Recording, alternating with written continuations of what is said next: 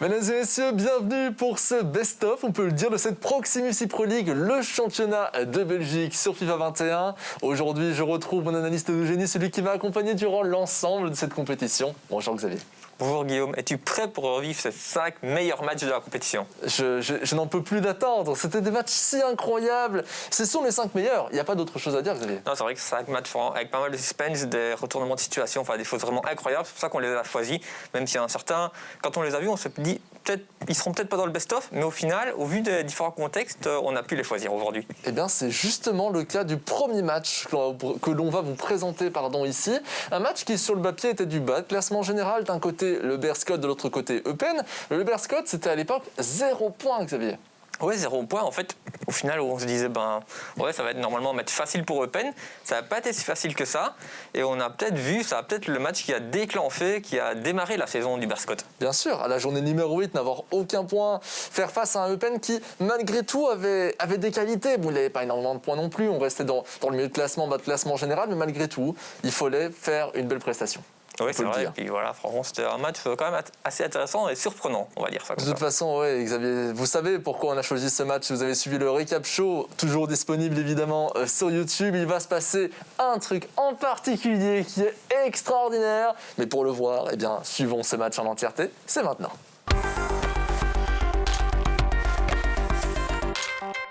Rien n'est fait, tout comme rien n'est fait à la fois pour Eupen et pour le Berscott. Si Eupen parvient à aller chercher 3 points, il repasse à 9 et se remet dans, vous savez, les 3-4 joueurs qui sont à la course au top 8, qui sont juste derrière.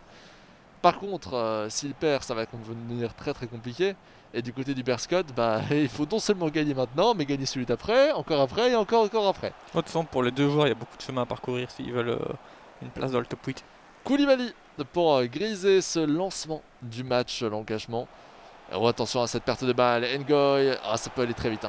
Ça peut aller très vite, et ce tir plutôt arrêté par Van Hammel. Mais donc voilà, voici pour les éléments dont on vous parlait. Alors effectivement, il y a toujours moyen de dire que ce n'est pas vraiment un match équilibré, mais moi je le trouve toujours aussi, en tout cas plus équilibré sur papier que ce qu'on avait déjà pu voir avant. Et ça laisse une possibilité un peu plus grande que d'habitude au Berscott pour aller chercher éventuellement aux 2 points, ou au moins un nul. Vu que Eupen a tendance à collectionner les nuls. Ouais, c'est vrai que tout est possible.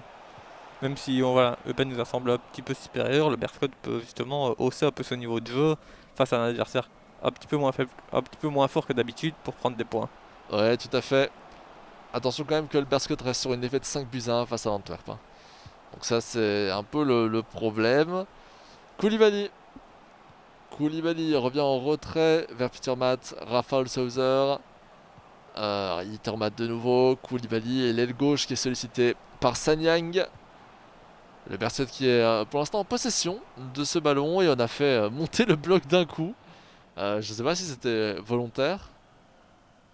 Je n'ai pas été assez attentif que pour... C'est pas possible, les analystes qui ne regardent pas les matchs. Incroyable. Byang qui va aller chercher l'axe avec Kayembe, Beck. Beck, la prise de vitesse de Beck sur l'aile droite, pouvant lancer une profondeur éventuelle. Non, on préfère revenir dans l'axe. Un joueur esselé en la présence de Kayembe. Oh, pas mal, dommage. Je pense qu'il faut aller chercher le joueur dans l'axe.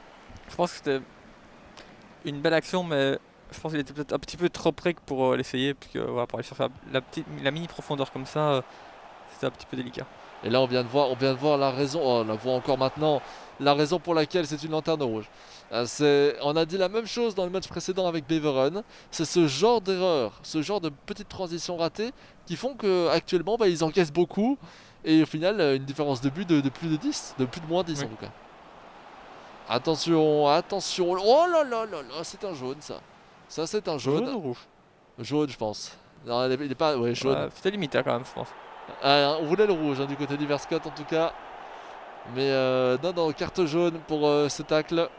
Plus personne dans le mur. On va tirer Koulibaly. C'est une des premières fois qu'un coup franc est tiré et cadré de la même manière. C'est important de le préciser. Pas mal tenté d'avoir du Berscott. Tissou Dali. Avec Peter Matt. Koulibaly. Grisé. On va chercher en retrait à Laïmia. Beaucoup de joueurs du Berscott au sein de presque la surface. Au sein du camp adverse. Avec pas mal mais encore récupéré. Un Berscott plutôt solide pour l'instant dans ce match. Tissoudali, oh là là, oh c'est le moment, oh c'est le moment, mais non, mais comment on peut rater ça? Ah, trop de pression, on était à 2 contre 1. Et on doit être déçu du côté du Berscut, on fait le mauvais choix en tirant plein sur le gardien. Ouais, en plus avec le gardien qui avance, ça paraissait quand même si simple. Ou même simplement, tu fais simplement ball roll sur le côté et puis le goal il est grand ouvert. Exactement. Il n'était pas pressé ni rien. Donc. Ça aussi, hein, c'est là aussi où on voit la différence entre les différents niveaux. C'est qu'un joueur comme celui du Berscut aura moins de réalisme. Et c'est là-dessus que ça se joue pour l'instant, hein, cette compétition. Sur du réalisme. La concrétisation des occasions franches. Et par contre, De Pen, ça y connaît le réalisme. Hein. Donc il vaut mieux éviter de le laisser tirer. Il a en général peu de tirs dans les matchs, mais alors quand il tire, ça a de grandes chances de rentrer. Musashi qui vient chercher, essayait plutôt, d'aller chercher Alaimia. Kayembe pour Hendry. Kayembe de nouveau.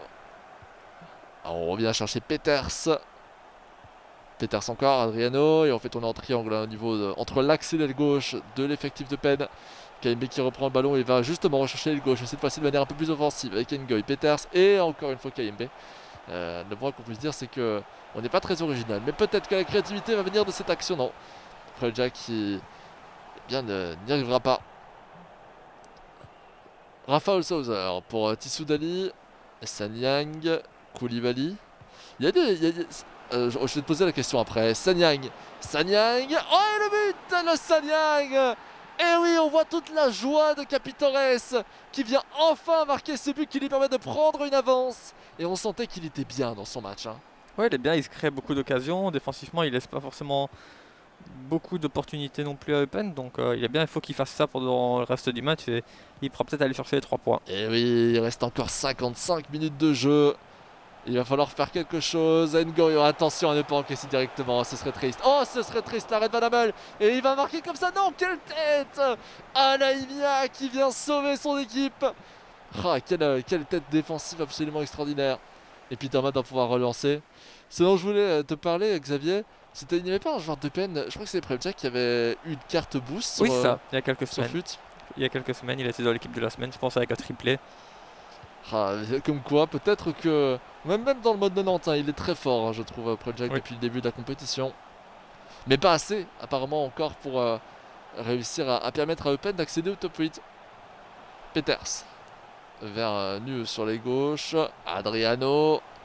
Kayembe et Ngoy. Oh attention, non, Masengo va reprendre ce ballon et relancer rapidement même. Et le bloc de Pen est vachement haut. Il y a beaucoup d'espace là. Avec Koulibaly qui lance la profondeur vers Alaimia. Alaimia sur les droites, on a réussi à bien se dégager. Il faut en profiter après le pressing pénois. Et non, finalement, on va revenir en arrière. Le souci, c'est que Eupen a eu une grosse possession, donc tout le bloc, au fur et à mesure, il est monté, et puis après, dès que tu récupères, tu vas vite vers l'avant. Ouais, mais normalement, il n'y a pas le temps de redescendre. Regarde les joueurs, ils sont en pressing là. En même temps, il perd 0-1. Mais c'est 0-1. Là, c'est limite si tous les joueurs ne sont pas déjà devant le porteur du ballon. Ça va lancer des contre-attaques extraordinaires. Enfin, c'est mon avis, hein, je peux me tromper. Hein. Après, tu es à la mi-temps, 0-1. Enfin, il faut quand même. Sven, il veut pas aller chercher. Enfin, dans ce genre de match, tu joues contre le Berscott sans le dénigrer qui a 0 points. Si tu as un minimum d'ambition, il faut que tu ailles chercher les 3 points, donc il faut en mettre au moins 2. Ouais. Donc tu vas pas commencer à presser à la 80e minute de jeu. C'est vrai que pour lui, c'est censé être un match gagnant. Hein. Voilà. Quand Eupen est arrivé dans la confrontation, il s'est sûrement dit ça, c'est un match que je vais gagner. Après, je ne connais pas la. Enfin, si, vous la connaissez. Parce qu'au moment, évidemment, où je vous parle, je peux pas regarder les capsules en même temps. À chaque fois, je suis en train de préparer les matchs suivants à ce moment-là. Mais sûrement que dans les capsules, il a l'occasion de le dire aussi. Hein. Peut-être de voir sa motivation, etc. La manière avec laquelle il aborde les matchs. Mais il me donne pas l'impression d'être quelqu'un qui surestime ses adversaires, malgré tout. Non, je pense pas. Allez, on va enchaîner directement avec cet engagement de la seconde mi-temps. Le Berscott qui vient revenir en retrait pour Mboko, Rafael Souser, Tissoudali, Alaimia. Et on fait tourner du côté du Berscott pour l'instant sur l'engagement. Regarde, le pressing est vachement haut du côté de Pen. Après, je comprends la logique qui est derrière, mais il est haut. Koulibaly. La passe en retrait pour Griset. Et transversal, Ngoy. Attention à cette reprise de Pen. La fin de frapper, on vient en plein sur Mboko. Le contre qui sera quand même pour Eupen une nouvelle fois. Et hop, ah non.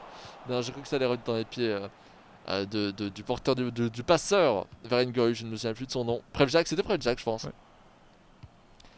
Alemia, Mboko, Raphaël Sauzer, Peter Matt et maintenant Koulibaly avec l'aile gauche qui peut être bien utilisé par Sun Yang.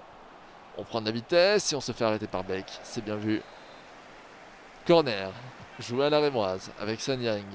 La passe en retrait et on revient vers la gauche, c'est pas mal, dommage. Faut faire attention à ce genre de passe parce que ça peut vite nous enfermer et en plus les positions d'enjeu est vite problématique.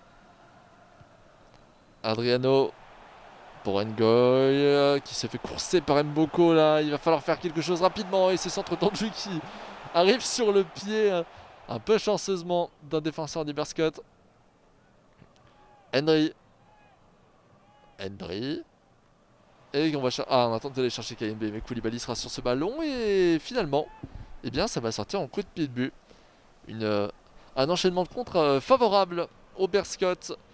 C'est d'ailleurs un des premiers. En réalité, il y a beaucoup plus l'inverse en ce moment dans cette partie. J'ai l'impression quand même que Penn a quelques occasions de voir la chance lui sourire. Et pour l'instant, il ne suffit pas à critiquer, loin de là. Toujours 1-0 à la 57e minute de jeu, 58. Et ce serait quand même un fameux événement que le Berscott marque 3 points. Parce que lui aussi sortirait de ce statut de lanterne rouge. Surtout s'il arrive à ne pas encaisser de but. Ah oui, ce serait une première. Ngoy. Oh, la fin de frappe d'Ngoy. Oh, attention, on va peut-être te faire démentir. Non, magnifique. Belle défense du Berscott. Mais ce que je voulais dire par là, c'est que maintenant, on pourrait plus parler que de 2 lanternes rouges. Chaque match day nous enlève une des lanternes rouges. C'est vrai. Sachant que je considérais comme lanterne rouge au départ tous les joueurs qui avaient 0, 1 point, qui n'avaient encore jamais gagné, et jamais montré énormément de choses.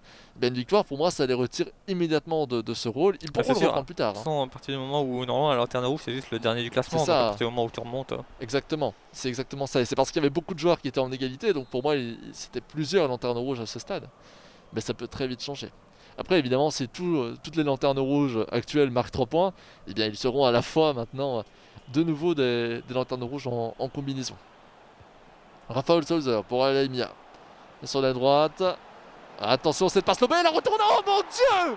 Oh mon Dieu! Qu'est-ce qui vient de se passer? Ce n'est pas possible! Le plus beau but de la compétition! Le Berscott, mesdames et messieurs! Palmarès de Capitaine, j'ai marqué le plus beau but de toute l'histoire dans la Proximus Pro League! Oh mon Dieu! Oh mais pourquoi on n'a pas le replay? Oh non! Incroyable! Qu'est-ce qu'il vient de se passer? Je n'en reviens pas! Je pense qu'il a réussi sa compétition. Ah, c'était... On peut arrêter là! Fin de la compétition, fin du match! Ça mérite 3 points. Berscott gagne la Proximus Pro League, bravo à tous! Incroyable! Wow, je n'ai pas les mots pour décrire ce but. Même lui, il en revient pas, je pense. Ah, mais c'est extraordinaire. C'est extraordinaire. Je n'ai jamais vu déjà un but comme ça marqué sur FIFA, déjà de base. Non, ça, il y en a quand même. Mais alors, jamais en cast. J'en ai vu en tant que joueur. Mais je n'ai jamais commenté un but comme celui-ci. J'ai déjà commenté des retournées acrobatiques. Et pour moi, je ne la considère pas comme une retournée acrobatique. J'ai déjà commenté des bicyclettes. Mais c'est pas une bicyclette. Enfin, c'est incroyable. C'est extraordinaire. Et ça n'arrivera probablement plus jamais dans cette compétition, donc il faut en profiter. Allez, Babi pour Eupen, relancer éventuellement, mais quelle action, je n'en reviens pas. 67e minute de jeu. Oh, c'est fou. C'est absolument fou ce qui vient de se produire devant votre écran. Vous avez vécu un grand moment de l'histoire du Berscott dans l'e-sport. C'était excellent. Allez, Musashi pour Peter Matt. Lève ce ballon pour Beck. Avec Babi. Babi la profondeur pour Ngoy. Attention. Imagine Eupen remonte. Alors là, ce serait quand même vachement dommage. Après tant d'efforts, que Eupen parvienne à aller inscrire 2 buts sur 2 occasions. Personnellement, ça m'étonnerait pas que le Berscott garde le 0 derrière. Ouais, c'est possible. Même, pourquoi pas en mettre un 3ème? Écoute, à ce stade, fais-moi un tir depuis 50 mètres. Tout est possible. Comme ça, on fait tout dans ce match. On se rappelle un peu du FIFA 19 au passage. Ah, c'est extraordinaire. 5-3-2 proposé par le Berscott. D'ailleurs, on en voit de plus en plus le 5-3-2 qui marche très très bien. Non, ça fonctionne bien pour le moment. Borogowski qui monte à la place de Sanyang. Et Babi, on va chercher Hendry maintenant. De nouveau vers Babi, oh là là, le tacle de Masangu. Encore une fois dangereux. Et c'est Grisé qui sera porteur du ballon, qui va proposer une jolie transversale pour aérer un petit peu le jeu. Grâce à l'assistance d'Mboko. Dom, on va chercher Musashi, Raphaël Souser, et attention. Est-ce qu'on aurait le 3-0 quitte à gagner? Pourquoi ne pas le faire bien? Et imaginons 3-0 contre Penn, et là on rentre tellement dans ce que j'avais dit en avant-partie. On n'a jamais eu un match aussi équilibré pour une lanterne rouge, et il nous montre que on veut plus être lanterne rouge du côté du Berscott. C'est terminé ça. C'est de l'histoire ancienne. Par contre ça c'est d'histoire présente et c'est très mauvais cette passe de Koulibaly. Mais Ngoy. Il lui reste plus qu'une dizaine de minutes à tenir. Hein. Eh oui. Grisé pour Masangu. Avec Vorogowski. La passe vers Koulibaly. Vorogowski et Peters sera sur ce ballon. Adriano. On relance Beck sur la droite. 81e minute de jeu. L'instant égaux pour peut-être permettre à Eupen de l'emporter. Peters encore. La petite feinte. La passe vers l'avant. L'arrêt de Van Amel. Oh, décidément, il en aurait quand même eu des occasions à arrêter. Hein. Ça mériterait un petit 2. Hein. C'est vrai. Tissou Dali. Et on revient en retrait vers Masangu. Transversale. Oh, on aurait dû tenter la transversale. Là, c'est une prise de risque inutile. C'est la 84e minute de jeu. Quel intérêt d'aller vers là. Oh là là, si Eupen s'y met aussi. Musashi pour Koulibaly. La profondeur. Avec Vorogowski. Et on se fait arrêter par Peters. En beauté. Vorogowski qui va pouvoir faire une touche rapidement jouée avec Tissou Dali qui prend de la vitesse. Tissou Dali encore. Et non, là ça va être sorti en touche. Est-ce qu'on se dirige enfin vers cette victoire tant attendue pour le Berscott? Nyang avec Hendry. Attention à la 88e minute de jeu. Hendry toujours bien pressé par Dom, mais pas assez apparemment. Si, quoique Dom qui vient chercher cette récupération. Et là, c'est quasiment terminé. On va l'emporter du côté du Berscott, mais avec quel score? Vorogowski en retrait vers Grisé. Et la transversale qui cette fois-ci est anticipée par Mboko. Raphaël Souser. Et là, la mauvaise passe, mais c'est lié au pressing. Finalement, elle arrive quand même dans les pieds de Dom. Dom toujours. Dom encore. Dom peut-être. Ah non, là, c'est arrêté par De Fourny. Ça va signer la fin. On voit qu'il est content du côté du Berscott. Hein. Ah oui, c'est fou. Même pour lui, ça fait plaisir. Il montrait des belles choses, il n'avait pas toujours beaucoup de chance. Donc, Ah, la joie de Capitores qui vient chercher ses 3 premiers points sous l'égide du Berscott. Ce match était incroyable, enfin surtout le but du Berscott, on l'avait vu, c'est le plus beau but de la compétition, Xavier. C'est vrai que ce coup du Scorpion, on l'avait vu, on l'avait élu plus beau but de l'année, effectivement, ça fait toujours plaisir de le revoir quand même. Et quid justement de la compétition du Berscott, parce qu'on n'en a pas beaucoup parlé dans le recap show, je pense que c'est intéressant. Après avoir réussi à atteindre cette première victoire, oui. Et bien directement après, il a réussi à se relever et marquer de plus en plus de points. Oui, ça a peut-être vraiment, comme on le disait juste avant, véritablement lancé sa saison. Il s'est amélioré au fil des matchs, il a pris de plus en plus de points et au final, il finit même devant Eupen. Oui, devant Eupen, c'est vous dire en 14e position. Eupen était en 16e position à la fin de cette compétition. C'est assez incroyable, justement. Eupen, c'est l'irrégularité. Exactement, l'irrégularité, c'est vrai qu'il a sorti de temps en temps de beaux matchs, et puis des fois, j'ai l'impression que fin de saison, il a encore plus craqué, alors qu'au début de saison, il n'a quand même pas fait un mauvais début de saison non plus, il prenait quelques points par-ci par-là, il n'était pas si mauvais que ça, mais au final, après, il a un peu craqué, et puis l'irrégularité, du côté du Berscott, on peut aussi la noter, qu'il a été perdre des points contre Beveren ou Ostend aussi, alors que c'est des points faciles, il aurait pu prendre plus de points, même s'il a fait une très très belle fin de saison, il aurait pu aller chercher encore un petit peu plus. Alors je ne sais pas si tu te rappelles, mais pendant le match et même en avant-match également, on avait parlé d'un constat. Tu nous as dit ici en entrée juste avant pour teaser un petit peu que sur le papier, on s'attendait à ce que Eupen gagne. Et oui. C'était le même avis que tu avais avant le match. Et j'avais un avis un peu contraire. J'étais venu avec l'idée justement que le match était plus équilibré, que c'était la première fois on allait pouvoir voir le Berscott dans une situation où il affrontait un joueur peut-être presque de son niveau, ou en tout cas pas loin. Est-ce que maintenant qu'on le regarde avec plus de recul, on peut se dire que effectivement c'était bien un match équilibré sur le papier? Bah, c'est vrai que de base, on se dit Eupen avait déjà des points, le Berscott n'en avait pas. Normalement, ça aurait dû être une victoire facile pour Eupen. Au final, il se retrouve avec une défaite. Et c'est vraiment un match quand même équilibré, parce que le Berscott n'a pas dominé de la tête et des épaules ce match non plus, mais il a réussi à mettre au fond ses occasions. Il a mis ce merveilleux but. Et puis, comme je le répète, ça a vraiment lancé sa saison. Oui, absolument. Et en parlant de lancement de saison, on a eu en toute entrée de compétition, rappelez-vous, c'était le premier match de la Proximity Pro League. On venait d'arriver, on venait de se positionner, on vous introduisait la compétition, et boum, on a un Charleroi Cercle de Bruges. Alors le Cercle, on ne le connaissait absolument pas, hein, Xavier. Non, on ne le connaissait vraiment pas, c'était un joueur français, donc c'était le seul non belge de cette compétition. On l'appréhendait un petit peu, on se dit quand même, le Cercle a été chercher à voir à l'étranger, normalement il doit pouvoir montrer des belles choses, tout ça. Il a montré des belles choses durant toute la compétition, il n'a pas eu énormément de points malgré son niveau de jeu qui était quand même très correct. Oui, tout à fait. On y reviendra évidemment juste après ce match. De l'autre côté, Charleroi, un joueur là qu'on connaissait beaucoup mieux, qui avait déjà fait partie de cette équipe en tant qu'amateur durant la saison précédente et qui devait donc déjà proposer de belles choses dès le début. Oui, après il y avait pas mal de pression aussi sur les épaules de Florian Van Damme, parce que il remplaçait Matax qui était champion de Belgique, le titre est du côté de Charleroi, premier match de la saison. C'est pas forcément toujours évident de gérer cette pression et on l'a vu justement au début du match, il n'était pas forcément bien dedans. Ouais, on va pouvoir regarder ce match d'exception. C'est le 4e plus beau match de cette compétition. Et si j'ai un conseil à vous donner, c'est restez bien jusqu'à la fin.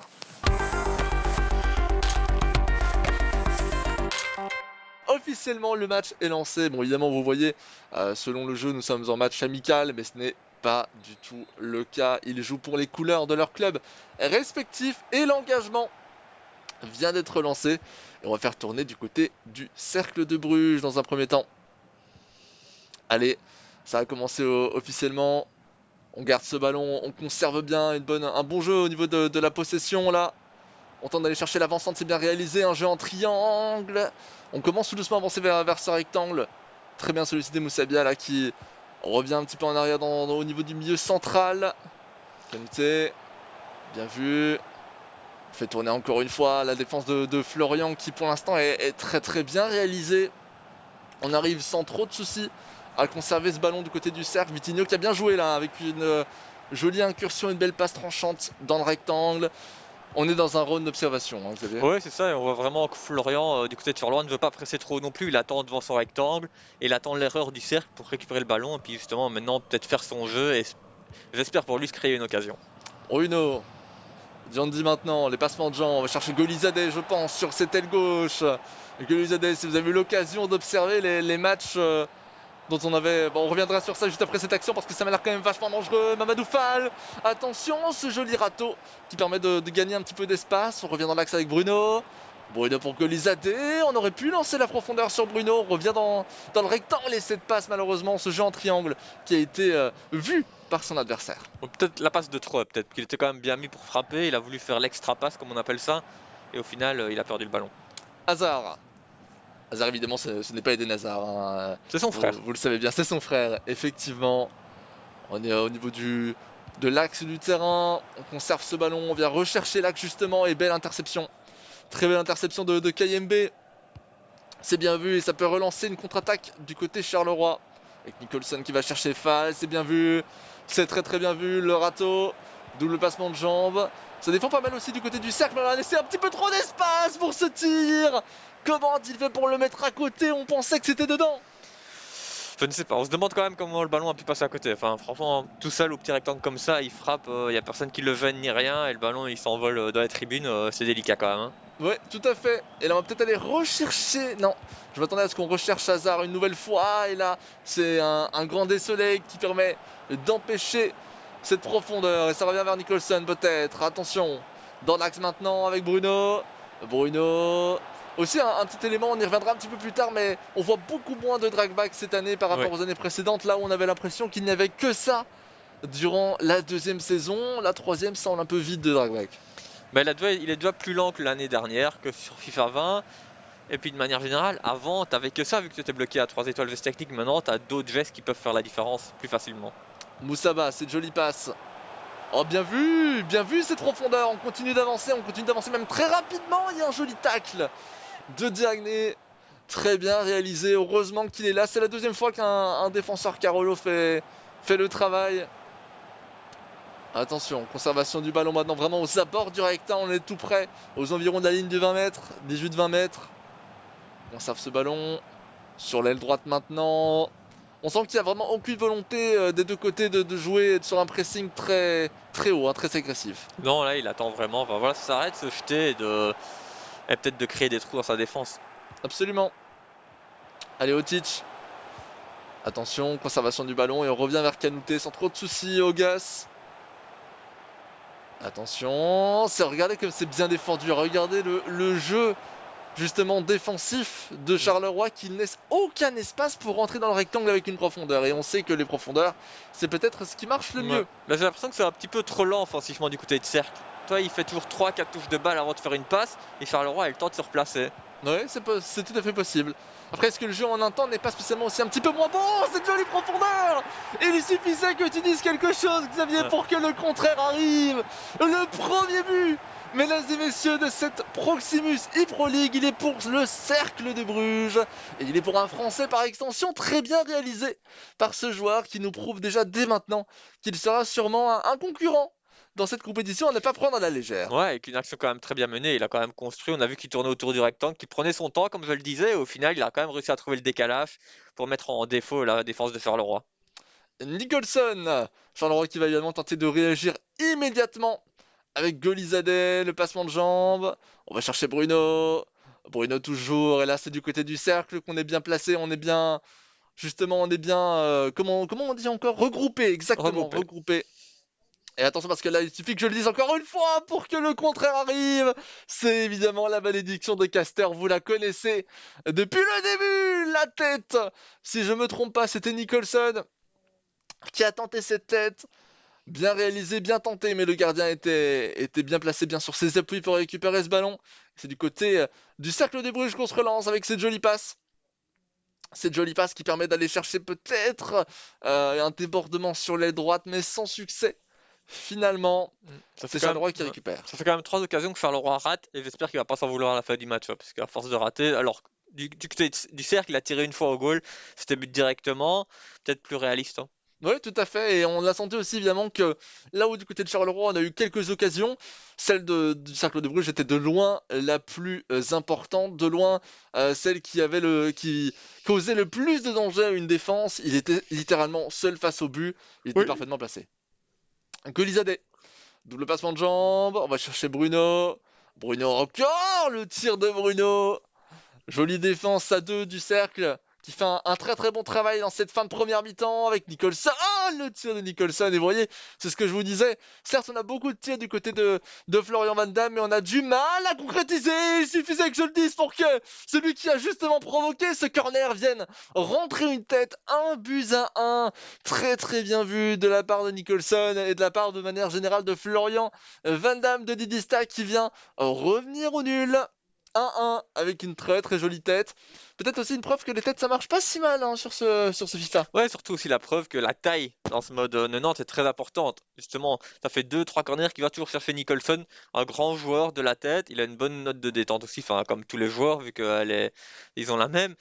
Et justement, ça prouve que le fait d'avoir une grande taille sur les corners ou autres, ça peut être vraiment très utile. Ouais, tout à fait. Vu que c'est un peu la seule chose qui change en mode 90, c'est important et c'est la réaction vraiment de Charleroi dans cette toute fin de première mi-temps. Et finalement, c'est bien arrêté quand même par le cercle. 1-1. En fait, on est en train de suivre ton pronostic, Xavier. Ouais, pour le moment, c'est un match nul. Hein. Vous avez plus ou moins raison. Mais si on arrête le match maintenant, non?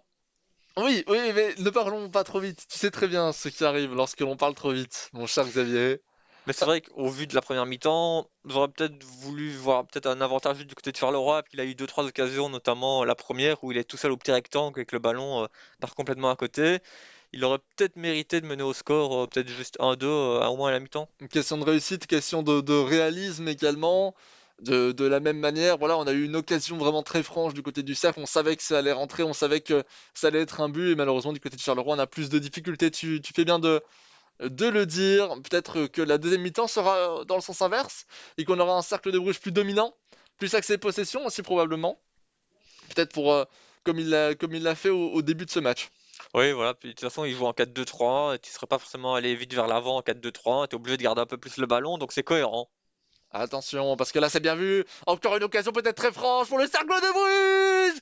Eh bien oui, c'est aussi simple que ça. À chaque fois que ce joueur, à chaque fois que Nicolas Poulain tire, c'est qu'il y a une occasion franche. On ne parvient pas à dévier ce ballon en dehors des cages. 2-1 pour le Cercle, un réalisme sans faille, Xavier. Ouais, ça. C'est malheureux parce qu'on voit que le gardien la touche, mais c'est pas suffisant. Exactement, de très très très peu.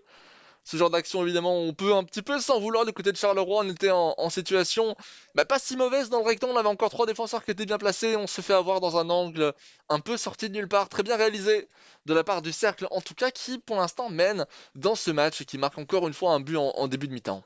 Ouais, ça, bah, Charleroi va devoir encore pousser pour revenir au score, comme en première mi-temps. J'espère pour lui qu'il va réussir. Mais en tout cas, le Cercle est dans la meilleure des positions pour faire un résultat dans ce match. Absolument. Et là, on va chercher peut-être de nouveau un troisième but, faire le break, qui pourrait faire du bien. Encore une fois, au Cercle, on sait bien que la différence de but pour l'instant, ça ne change rien. Mais les buts marqués, etc., c'est quelque chose que l'on souhaite avoir en cas d'égalité à la fin du championnat. Attention, Otic, et non. Non, malheureusement, c'est bien récupéré ça. Bien de connaître Moussaba. On va chercher joliment fait ce râteau pour ouvrir un petit peu plus d'espace pour cette passe en profondeur qui vient chercher Golizade. Dandy. On est bien défendu par Augas, qui fermait bien cet angle pour aller chercher l'avant-centre de Charleroi. Fall, Bruno.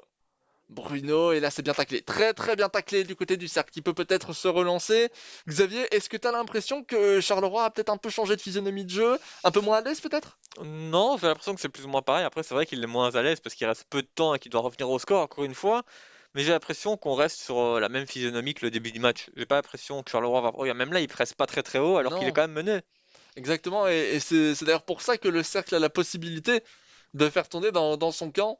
Eh ben, c'est tout simplement parce que personne ne vient le chercher au niveau du joueur. On essaie d'intercepter les trajectoires de passe, mais personne ne fonce sur le joueur en tant que tel. Non, ça, il est. Après, c'est vrai que si tu presses plus haut, t'es peut-être en danger défensivement. Mais d'un autre côté, t'es mené. Il faut que tu ailles chercher au moins un résultat, au moins un match nul. Ouais, tout à fait. Belle passe d'Otic vers Hazard maintenant. On a bien intercepté ça hein, du côté de Charleroi. On a pu trouver une offensive des deux côtés depuis une quinzaine de minutes dans le jeu, l'équivalent d'à peu près une minute dans la vie réelle. Fall. Fall, on continue. On va rechercher l'axe maintenant de Charleroi, évidemment. Là où du côté du cercle, on préfère prendre son temps. Parce que c'est du temps de gagner pour une victoire éventuelle. Du côté de Charleroi, on va vraiment essayer d'aller le plus vite possible vers l'avant avec Nicholson. Attention, attention, le tir de Nicholson qui est bien contré par le cercle de Bruges. Heureusement parce qu'il semblait bien parti pour marquer. Ouais, voilà. Après, je pense qu'il fait ce passement de jambes pour gagner le petit boost de vitesse et je pense qu'il aurait pas dû tirer tout de suite, il aurait peut-être dû faire une touche de balle en plus parce que on voit directement que le défenseur se met sur la trajectoire et que bah, je sais pas comment le ballon aurait pu rentrer dans le but. Ouais, tout à fait. Ogbo, conservation du ballon. On vient aller chercher l'axe avec Ogas pour Ogbo de nouveau et on fait tourner encore une nouvelle fois parce que eh bien c'est d'ailleurs la pause qui est demandée par Flo Madridista nous permet de mieux le comprendre. On a une profondeur qui doit être relativement basse. On n'a peut-être pas prévu les plans de jeu offensifs à l'avance, contrairement à son adversaire. Et donc, on n'a pas encore l'occasion de faire un pressing comme on le voudrait. Oui, c'est ça. Et puis voilà, il s'attendait peut-être pas à être mené. Et puis voilà, c'est vrai qu'il garde quand même bien le ballon du côté du cercle, donc c'est dur de la récupérer. Tout à fait. Golizade, techniquement, c'est pas mal. On va chercher Fall qui est tout seul. Le tir de Fall. Est-ce qu'il est hors jeu? Non. Il n'est pas. 2-2, 77e minute de jeu. La remontée de Didista alors qu'on ne l'attendait presque plus, qu'on avait l'impression qu'il commençait un petit peu à s'essouffler.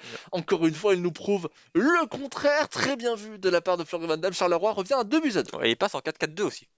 Oui, C'est très 4-4-2. important, il va être plus offensif, il va se créer plus d'occasions normalement.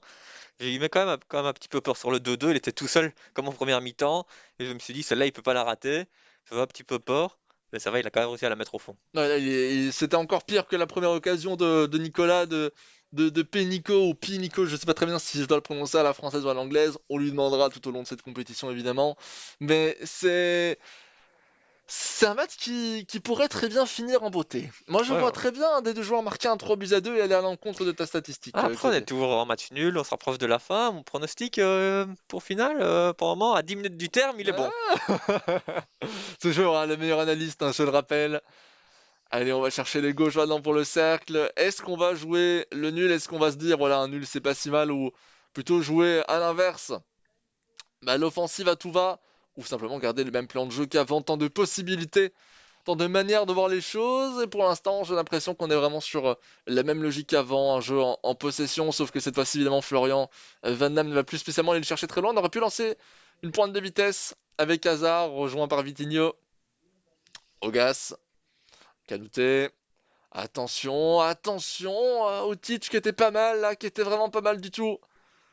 Heureusement qu'on a bien défendu du côté de Charleroi et c'est beaucoup plus rapide, hein. Ça va vraiment beaucoup plus vite. Du côté de Charleroi, on a vraiment un jeu beaucoup plus en construction rapide. Attention, avec Rezaï. Rezaï. Conservation du ballon aux abords du rectangle encore une fois, énormément, hein. C'est souvent le cas d'ailleurs. On a beaucoup des deux côtés, peut-être que c'est un constat qui va être le cas pour l'ensemble des matchs, mais j'ai l'impression qu'on aime bien traîner au niveau de la ligne des 30 mètres. Ouais, c'est vrai qu'ils essayent vraiment de trouver la faille dans la défense adverse pour se créer une occasion et pas perdre le ballon inutilement. Donc c'est vrai qu'on garde peut-être un petit peu le ballon dans les 30 derniers mètres adverses C'est lié aussi à la profondeur un petit peu basse, hein, aussi, je surtout crois. du côté du cercle, qui ne prend pas énormément de risques pour l'instant. Après, Ogbo qui... ouais, après, au final, si ça reste comme ça, un point lors du premier match, c'est pas une mauvaise entame de compétition non plus. Surtout que c'était le quatrième de la compétition régulière, mais attention avec Rezaï. La fin de frappe de Rezaï, attention, quel arrêt! Quel arrêt défensif!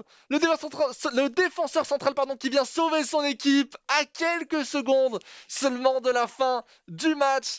C'était l'occasion de clouer le match, mon cher Xavier. Ouais. Mais non, ils voulaient que mon pronostic soit bon, je pense. Donc ils se sont dit, Ne parle pas trop vite, ne parle pas trop vite, c'est bon. Marcelin qui récupère, qui devrait dégager le ballon. Pas en corner par contre. En corner, non, c'est bon, tout va bien. Non, corner, c'est bien ce qui me semblait. Lorsqu'on dégage les non, ballons en corner, il ne signe pas la fin mais il du n'y a, match. y a plus Nicholson. Il n'y a plus Nicholson, mais il y a quand même un joueur dans l'avant-centre. Mais non, pas comme ça. Pas comme ça, le dégagement défensif pour signer la fin du match qui revient en corner et la deuxième tête rentrante de Charleroi. 3-2 sur le fil, 92e minute de jeu, 1 minute après la fin du temps additionnel. La dure loi de FIFA, mesdames et messieurs. Ce corner final, Xavier, comment est-ce que ça a pu se passer? Pourquoi est-ce que l'arbitre n'a pas sifflé finalement avec du recul? Tout simplement une petite erreur de passe du côté du cercle. Il a voulu dégager le ballon en sortie, sauf qu'il l'a dégagé en corner, donc l'arbitre ne siffle pas à la fin. Il laisse jouer le corner et à cause de ça, le cercle encaisse sa première défaite et c'était la première victoire de Charleroi qui est quand même revenu de loin, puisque à un quart d'heure de la fin, il était toujours mené 2-1 et au final, il arrive à s'imposer sur le fil. Très très belle victoire, ça a vraiment, après, il a continué sur sa lancée pour finir à une très belle troisième place. Et au final, ce corner final, je le trouve très représentatif de la saison du Cercle de Bruges, hein, avec un immense manque de réussite, surtout en début de compétition. Non, en fait, le Cercle de Bruges, j'ai l'impression qu'il a mis en difficulté plus ou moins tous ses adversaires, sauf qu'il a pris que très très rarement des points, donc c'était un bon adversaire, mais un manque de réussite, un manque de concentration lors des 20 ou 30 dernières minutes, donc c'est plutôt, je pense, avec un peu plus de constance, le Cercle aurait pu prendre énormément de points. C'est bien que tu nous dis ça parce qu'on retrouvera le Cercle de Bruges un petit peu plus tard dans cette émission. On aura l'occasion de voir justement ce que tu entends par créer du danger face à des ténors de la compétition. Dernier petit point aussi sur Charleroi, donc tu l'as dit finalement 3e, loin devant. Lorsqu'on regarde le classement final, c'était 3e contre 15e du classement général. Et pourtant, on avait vraiment on a fait face à un match très équilibré. Oui, c'est ça, parce que le Cercle, en fait, comme je l'ai dit, il a mis en difficulté la majorité de ses adversaires. Il n'y a eu aucun. Je pense qu'il a peut-être pris de temps en temps certains scores fleuves, mais quand on regarde le jeu proposé, il n'y a jamais beaucoup de matchs où on s'est dit, par exemple, quand on voit par exemple le match Saint-Tron-Ostende, là on voyait vraiment une différence. Mais ici, le Cercle, malgré sa position à la fin de la saison, il a quand même montré des belles choses et on se demande comment il n'a pas pris plus de points. Oui, bien sûr. Faisons un petit bond dans le temps maintenant. Continuons avec la journée numéro 10. Alors là, on a vraiment fait un énorme bond dans le temps. Pour le coup, vous allez voir aussi, ne serait-ce qu'à nos coupes de cheveux, parfois on peut voir un petit peu l'influence. Quand le coronavirus a permis de nous couper les cheveux, on est de retour avec des cheveux courts. Bref, c'est pour les petites anecdotes. Vous pouvez remarquer ça au fur et à mesure des journées. C'est toujours assez intéressant. D'ailleurs, tous les matchs de ces différentes de journée sont retrouvables sur YouTube, sur Eleven Sport Belgium, et également commentés par nos casteurs néerlandophones qui sont tout aussi talentueux, c'est pas peut-être même plus, Xavier. Ouais, c'est vrai qu'ils sont pas mal quand même. Voilà, pour tous ceux qui nous regardent du côté néerlandophone. Donc, troisième match, alors là, on rentre dans le podium. On rentre vraiment dans les plus beaux matchs, encore plus. C'est le best du best. Il n'y a rien d'autre à dire. Malines contre la Gantoise. Alors, on est sur le bas du milieu de classement général ici. On est sur deux équipes qui, à ce stade de la compétition, donc on a passé la moitié, donc on est à la journée numéro 10. On sait qu'une victoire leur permettrait peut-être de continuer leur course vers le top 8, mais à l'inverse, une défaite, ça rendrait tout cela beaucoup plus difficile. Oui, beaucoup plus difficile. Et au final, ces deux équipes, ce match, c'est un peu à l'image de leur saison. Des fois, c'est bien, des fois, c'est moins bien. Ils n'ont jamais été assez constants pour aller chercher des points. C'est vraiment le manque de constance pour beaucoup de joueurs. Je pense que dans cette Proximus Super League, c'était vraiment un gros souci. Et ici, on l'a vu également. Tu as Malines qui arrive à faire de bonnes performances. Puis derrière, c'est un peu plus délicat. Les deux joueurs devaient vraiment aller chercher des points. Et on a vu un match assez ouvert. Et effectivement, parce qu'un nul ne serait pas une bonne solution du tout. Il a fallu jouer de manière agressive et offensive. Qui dit match offensif, dit évidemment une flopée de buts. Et c'est pour cela, notamment, qu'on a pu le retenir en tant que troisième plus beau match de cette compétition. Même logique que précédemment, il va falloir rester jusqu'à la fin. C'est parti dans tous les sens, Xavier. C'est parti dans tous les sens. On écoute ça, on voit ça, c'est magnifique.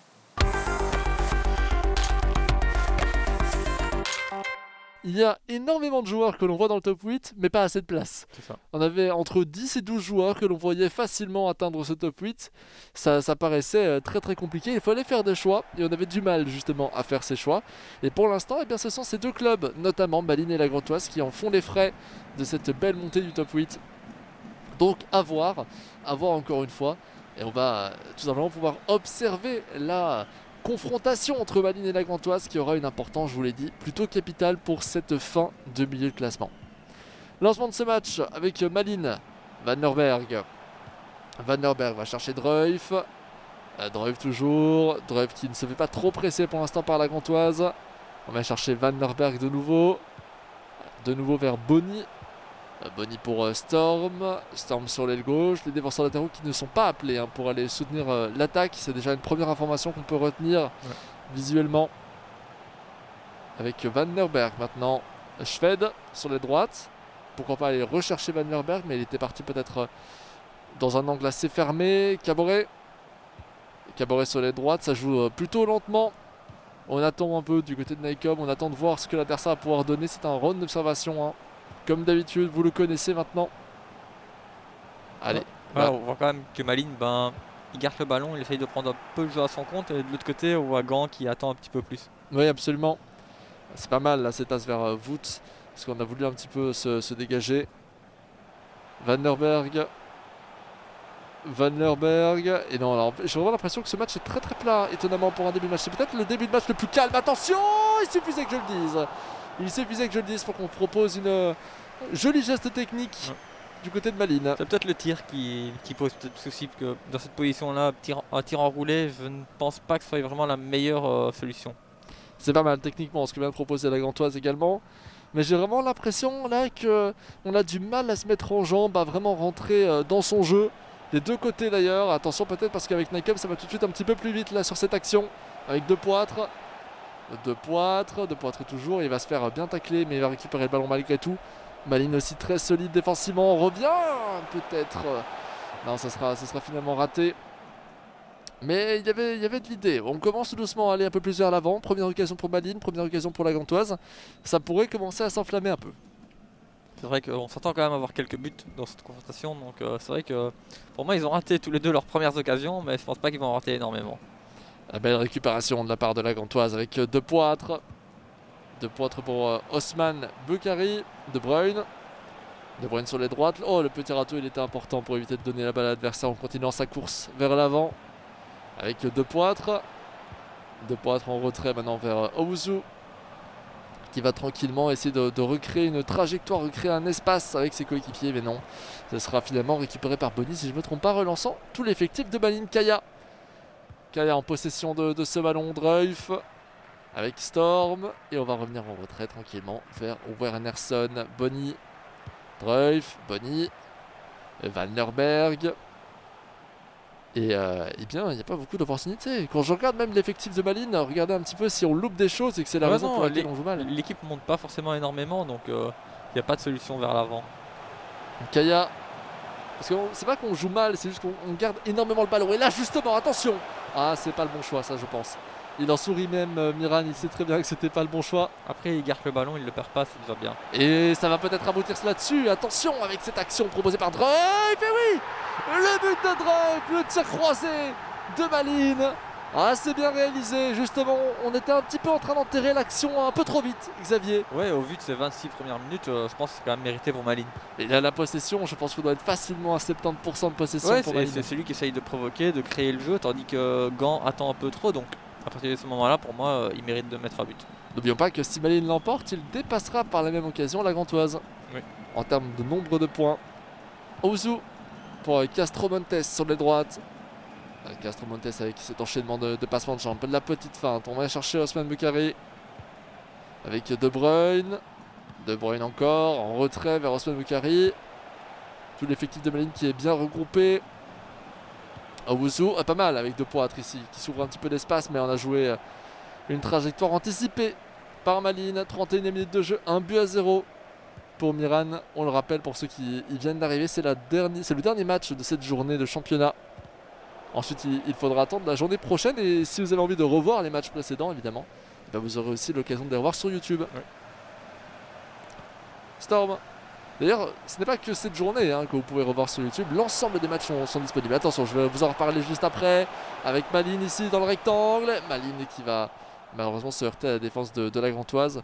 Mais vous pouvez même revoir la première, la deuxième, la troisième journée. Toutes les journées sont disponibles sur YouTube Eleven Sport Belgium, je vous le rappelle. L'occasion de nous retrouver dès le début. On n'avait pas exactement le même setup à l'époque. Non, c'est vrai. Par contre, ici, on voit quand même que Malines, 1-0 pour lui, ça lui suffit pas. On voit qu'il garde quand même le ballon, qu'il essaye d'aller mettre le deuxième, même si ici, on a une occasion pour la Gantoise. Ouais, une belle occasion peut-être. Avec De Poitre, Odidja, De Bruyne. Mbayo pas mal, et ça va rentrer. Ça va rentrer, très très très belle passe. La passe à mi-hauteur qui vient effacer 3 défenseurs. Et le but de la Gantoise, 1-1. Ouais, on s'attendait à avoir pas mal de buts. Et ici, on n'est pas encore à la mi-temps, on en a déjà vu 2.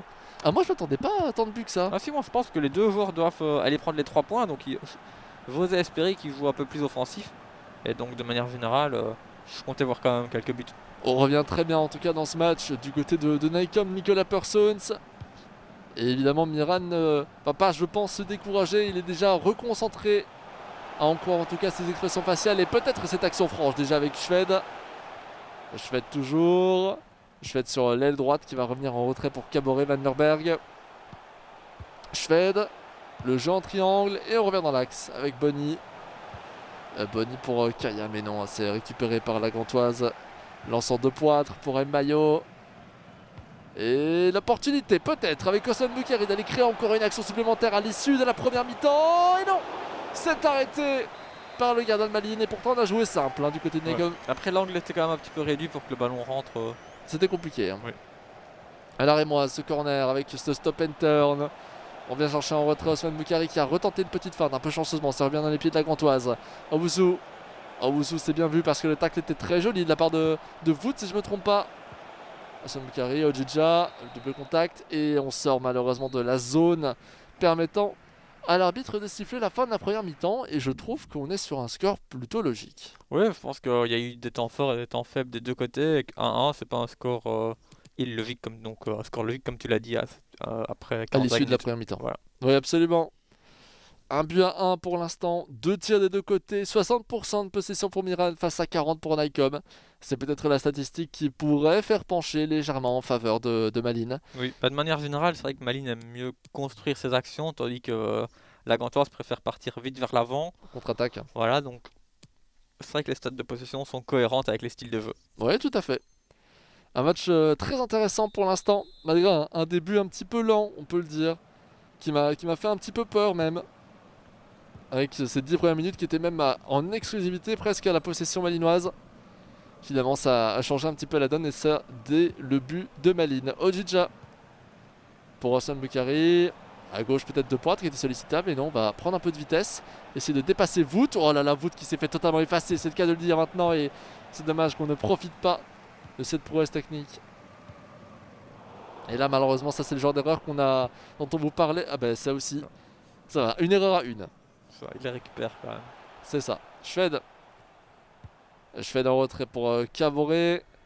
Et qui va devoir aller pas mal. Cette petite passe. Une légère passe lobée qui permet vraiment de tromper le pressing qui était proposé par la Gantoise. Bonny. Van Lerberg. Van Lerberg encore. La belle profondeur pour aller chercher Schwed. Attention qui fait face à Mohammadi.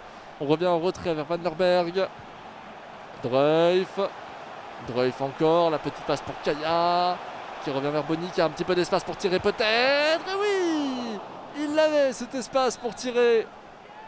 Finalement arrêté par la défense de la Gantoise. Ou devrais-je plutôt dire le gardien de but. Oui. Attention Schwed. Oh pas mal. Oh là là il est très fort là Miran dans ses débuts de seconde mi-temps. Oh, encore une action franche. Le regard de Miran. Il mérite peut-être un deuxième but à Ouais, Miran. moi aussi. Je suis en train de me dire justement qu'on voit une domination. Un peu à l'image d'ailleurs du début de la première mi-temps. Hein. Oui. On avait gardé le ballon, on avait proposé des occasions.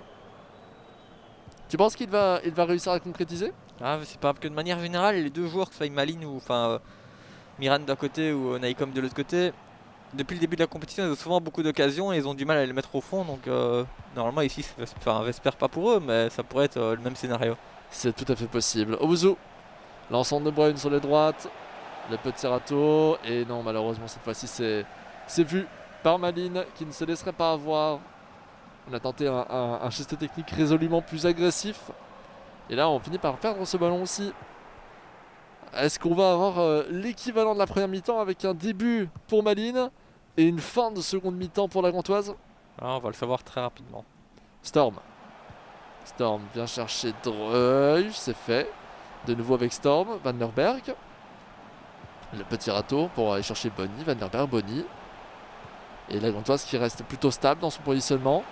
Un peu trop stable peut-être d'ailleurs vu la position de Kaya et ce joli tacle de bout qui me fait démentir immédiatement. Ousmane Boukari, De Bruyne. Avec ce joli râteau, on peut peut-être lancer une profondeur sur les droites. C'est bien vu d'aller chercher Castromontes qui vient chercher l'appui. Avec Ousmane Boukari, de Poitre dans l'axe peut-être. Et c'est bien défendu de la part de Malin là. Parce qu'il y avait beaucoup d'espace, il a réussi à bien les couvrir. Ici, on voit quand même une position un peu plus longue du côté de Gand. C'est vrai qu'on n'a pas encore vraiment vu ça dans ce match. Non, c'est vrai. Il a fallu évidemment que tu le dises comme d'habitude pour la malédiction Sabat et que Malin reprenne ce ballon. Storm, magnifique. Quelle passe en profondeur de la part de Malin qui va temporiser et marquer. Magnifique de la part de Malin avec le let's go qu'on a pu lire à ses lèvres. Oui, on voit, Gand il lui a offert le but. Hein. Franchement, je ne comprends pas pourquoi il a décalé le gardien aussitôt en fait. En même temps, vu la temporisation de Malin, c'est aussi lui qui a bien joué en attendant de voir ce que le gardien adverse allait faire et pour cadrer le tir au bon endroit. Ouais, ça, mais je pense qu'il a dit. Ouais, je sais pas, c'est toujours plus facile à dire après, mais j'ai l'impression que Gand a déplacé vraiment trop tôt son gardien. Enfin, il a commencé à le déplacer alors que Malin était encore loin du but. C'est ça que je veux dire. Donc, il a eu le temps justement d'ajuster.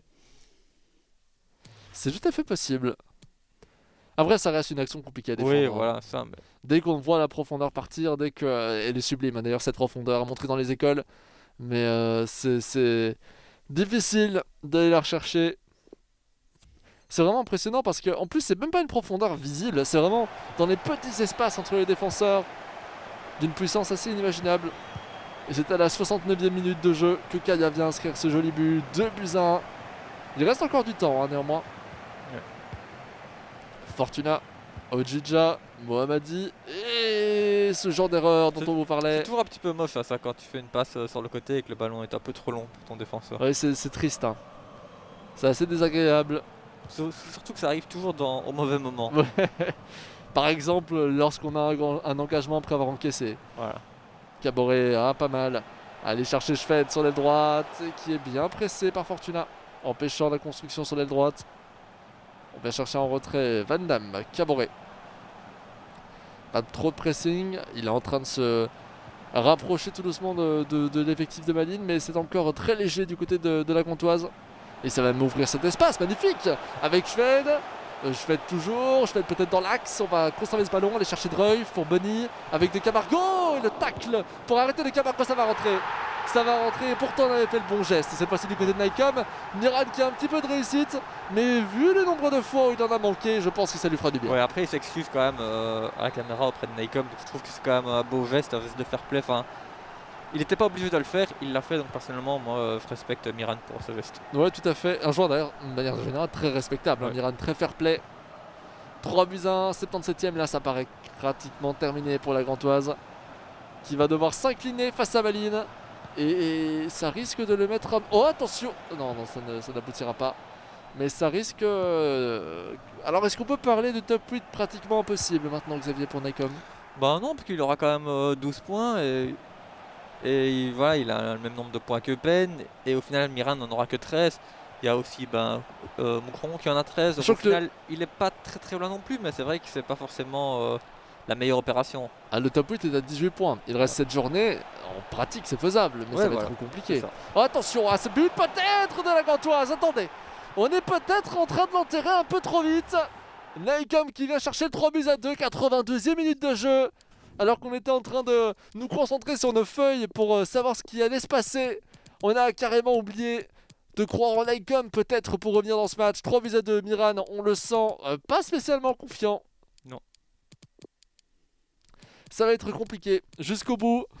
On va tout donner du côté de Nycom. On passera probablement dans une formation qui pourrait être qualifiée d'ultra offensive. Ça risque d'arriver dans très très peu de temps. On sait qu'il prépare énormément ses positions, ses plans de jeu. En fait, je pense que tout va résider dans le fait est-ce que Miran va réussir à résister et à bien gérer le pressing constant de Gand ou pas. On sait que certains joueurs ont un peu plus du mal à rester calme justement face à un pressing haut et assez intensif. S'il y arrive, je pense que voilà, la victoire il ira la chercher. Par contre, s'il galère à ressortir, ça risque d'être très très compliqué. Ouais, tout à fait. Tout à fait, tout à fait. Allez, 10 minutes de jeu. Est-ce que l'instant Rego, décidément, on aura cité souvent Rego, hein, le joueur de Moucron. Est-ce qu'on va se transformer en éventuel instant Nycom? C'est la question que je vous pose souvent, mais qui est terriblement réaliste. Ou Malines peut... Oh, attention, attention. Attention, ça peut partir de là. Ça peut partir de là. Mbayo vient chercher de Poitre. Pour éventuellement chercher Mohammadi. Maintenant, sur l'aile gauche. 4 joueurs de la Gantoise pour essayer de forcer la main et l'entrée dans le rectangle peut-être. Du côté malinois. Oh, ça passe. Ça passe un peu chanceusement. Peut-être Yaremchuk pour de Poitre. Incroyable. Incroyable. 3-3 de Nycom. On ne le voyait presque plus. On s'attendait pas du tout à le voir remonter dans ce match. Et contre tous les pronostics, Nycom revient au nul. Oui. Après, même ici, le nul c'est bien, mais au final, 1 point et il avance pas énormément au classement, c'est pas non plus une bonne opération pour lui. Hein. Il reste 4 minutes de jeu, Xavier. Ouais, c'est ça, il faut qu'ils aillent chercher. Enfin, un des deux joueurs doit aller chercher la victoire. Absolument, et attention, il va quand même pas le faire. Mbayo pour aller chercher de Poitre. De Poitre qui est parti sur les gauche, qui va faire face à Van Lerberg, qui a anticipé la passe en retrait peut-être. Il est en train de continuer sa course avec ce techniquement bien joué. C'est dans l'autre sens que c'est en train d'arriver avec Miran au ballon. Schwed qui lance un profondeur, mon Dieu, attention. Kaya face au gardien. Le ball roll, le défenseur peut-être là, c'est là. Incroyable. Le but de Miran. Alors là, si on s'attendait à un tel scénario pour une fin de match, la réaction de Miran en plus elle est phénoménale. Incroyable. 4-3 pour Miran. Moi j'ai eu un petit peu peur, tu vois, le défenseur, là, je pensais qu'il allait la sauver sur la ligne. Combien de fois ça nous arrive en ligne? 100%. Et heureusement pour lui, le ballon arrive au fond défilé. Ah, il était même parti. J'avais l'impression qu'il est parti sur la ligne de coup de pied, puis il a oublié la balle. Il a oublié le tir. Oh, que ça doit être stressant pour Miran qui doit en ressortir avec un bonheur assez inexplicable. Évidemment, du côté de Nycom, la déception. Ouais, puis il a réussi à revenir rapidement, il revient à 3-3, puis après il a même une petite occasion, il la rate, et puis derrière il prend le 4-3. C'est dur, mentalement c'est dur. Après, au vu de tout ce que nous a montré Miran quand même pendant le match, de manière générale, je pense que la victoire n'est pas volée non plus. Quel match. Quel match.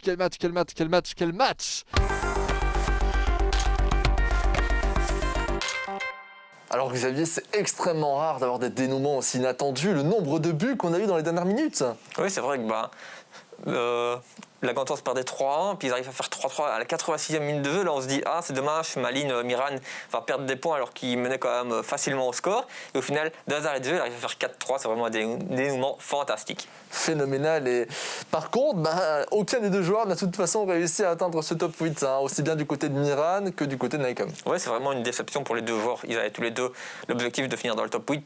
La majorité des pronostiqueurs les voyaient dans le top 8, que c'est deux joueurs qu'on a l'habitude de voir, qu'on a vu lors des saisons précédentes. Ils avaient toujours de bons résultats et ici, malheureusement, ils étaient un petit peu en dessous des attentes. Ouais, Miran qui finit d'ailleurs en 11e place. C'était une de nos grandes déceptions dans le recap show. Évidemment, je vous le répète, toujours disponible sur YouTube. En plus, c'était très très chouette de vivre ça aussi avec Arsène qui nous a accompagnés pour ce recap. Et du côté de Nycom, on avait aussi un petit peu parlé de lui, hein, ce problème technique. Au final, les deux sont des as en termes de gestes techniques, mais ils n'ont malgré tout pas réussi à profiter assez du mode de Nantes, pour résumer. C'est deux joueurs qui sortent d'excellentes prestations contre les bons joueurs, les joueurs du haut de classement. Justement, ce match-ci aussi, c'est deux excellents joueurs qui se sont rencontrés. Mais contre les adversaires un peu plus faibles, est-ce qu'ils prennent le match un peu trop à la légère ou autre, ils ont vraiment des difficultés. Et du coup, Xavier, est-ce que ce match, cette défaite, a peut-être été la goutte qui a fait déborder le vase pour Nycom, qui ensuite n'a plus jamais vraiment réussi à rattraper Malines et a fini derrière lui? Oui, c'est sûr, mais après, je trouve qu'après ce match-là, on a vu quand même une fin de saison meilleure que le début de saison du côté de la Gantoise. Donc peut-être que ce match-là, c'est peut-être le match déclic aussi pour lui, même si au final, il n'a pas fait une excellente saison. Mais quand on voit sa fin de saison, comparé à la première partie de saison, il n'y a quand même pas photo. Oui, bien sûr, mon expression était éventuellement prendre dans les deux sens. Et puis là, c'est le match qui arrive. Jusqu'à maintenant, vous avez peut-être l'impression qu'il y a eu une flopée de buts. Je l'ai même défini comme ça. En réalité, ce n'est rien. Ce n'est rien comparé à Cercle des Bruges contre Genk. Alors, contextualisons un petit peu tout cela. Le Cercle des Bruges était dans sa remontée. On l'a dit avant, des difficultés. On perd déjà des points contre Charleroi. Il marquera très peu de points. Il va finir par réussir à revenir à la suite dans la journée numéro 12. Oui, c'est vrai que petit à petit, il prenait des points, mais pas énormément. Et ce match-ci, c'est aussi encore à l'image de la saison du Cercle.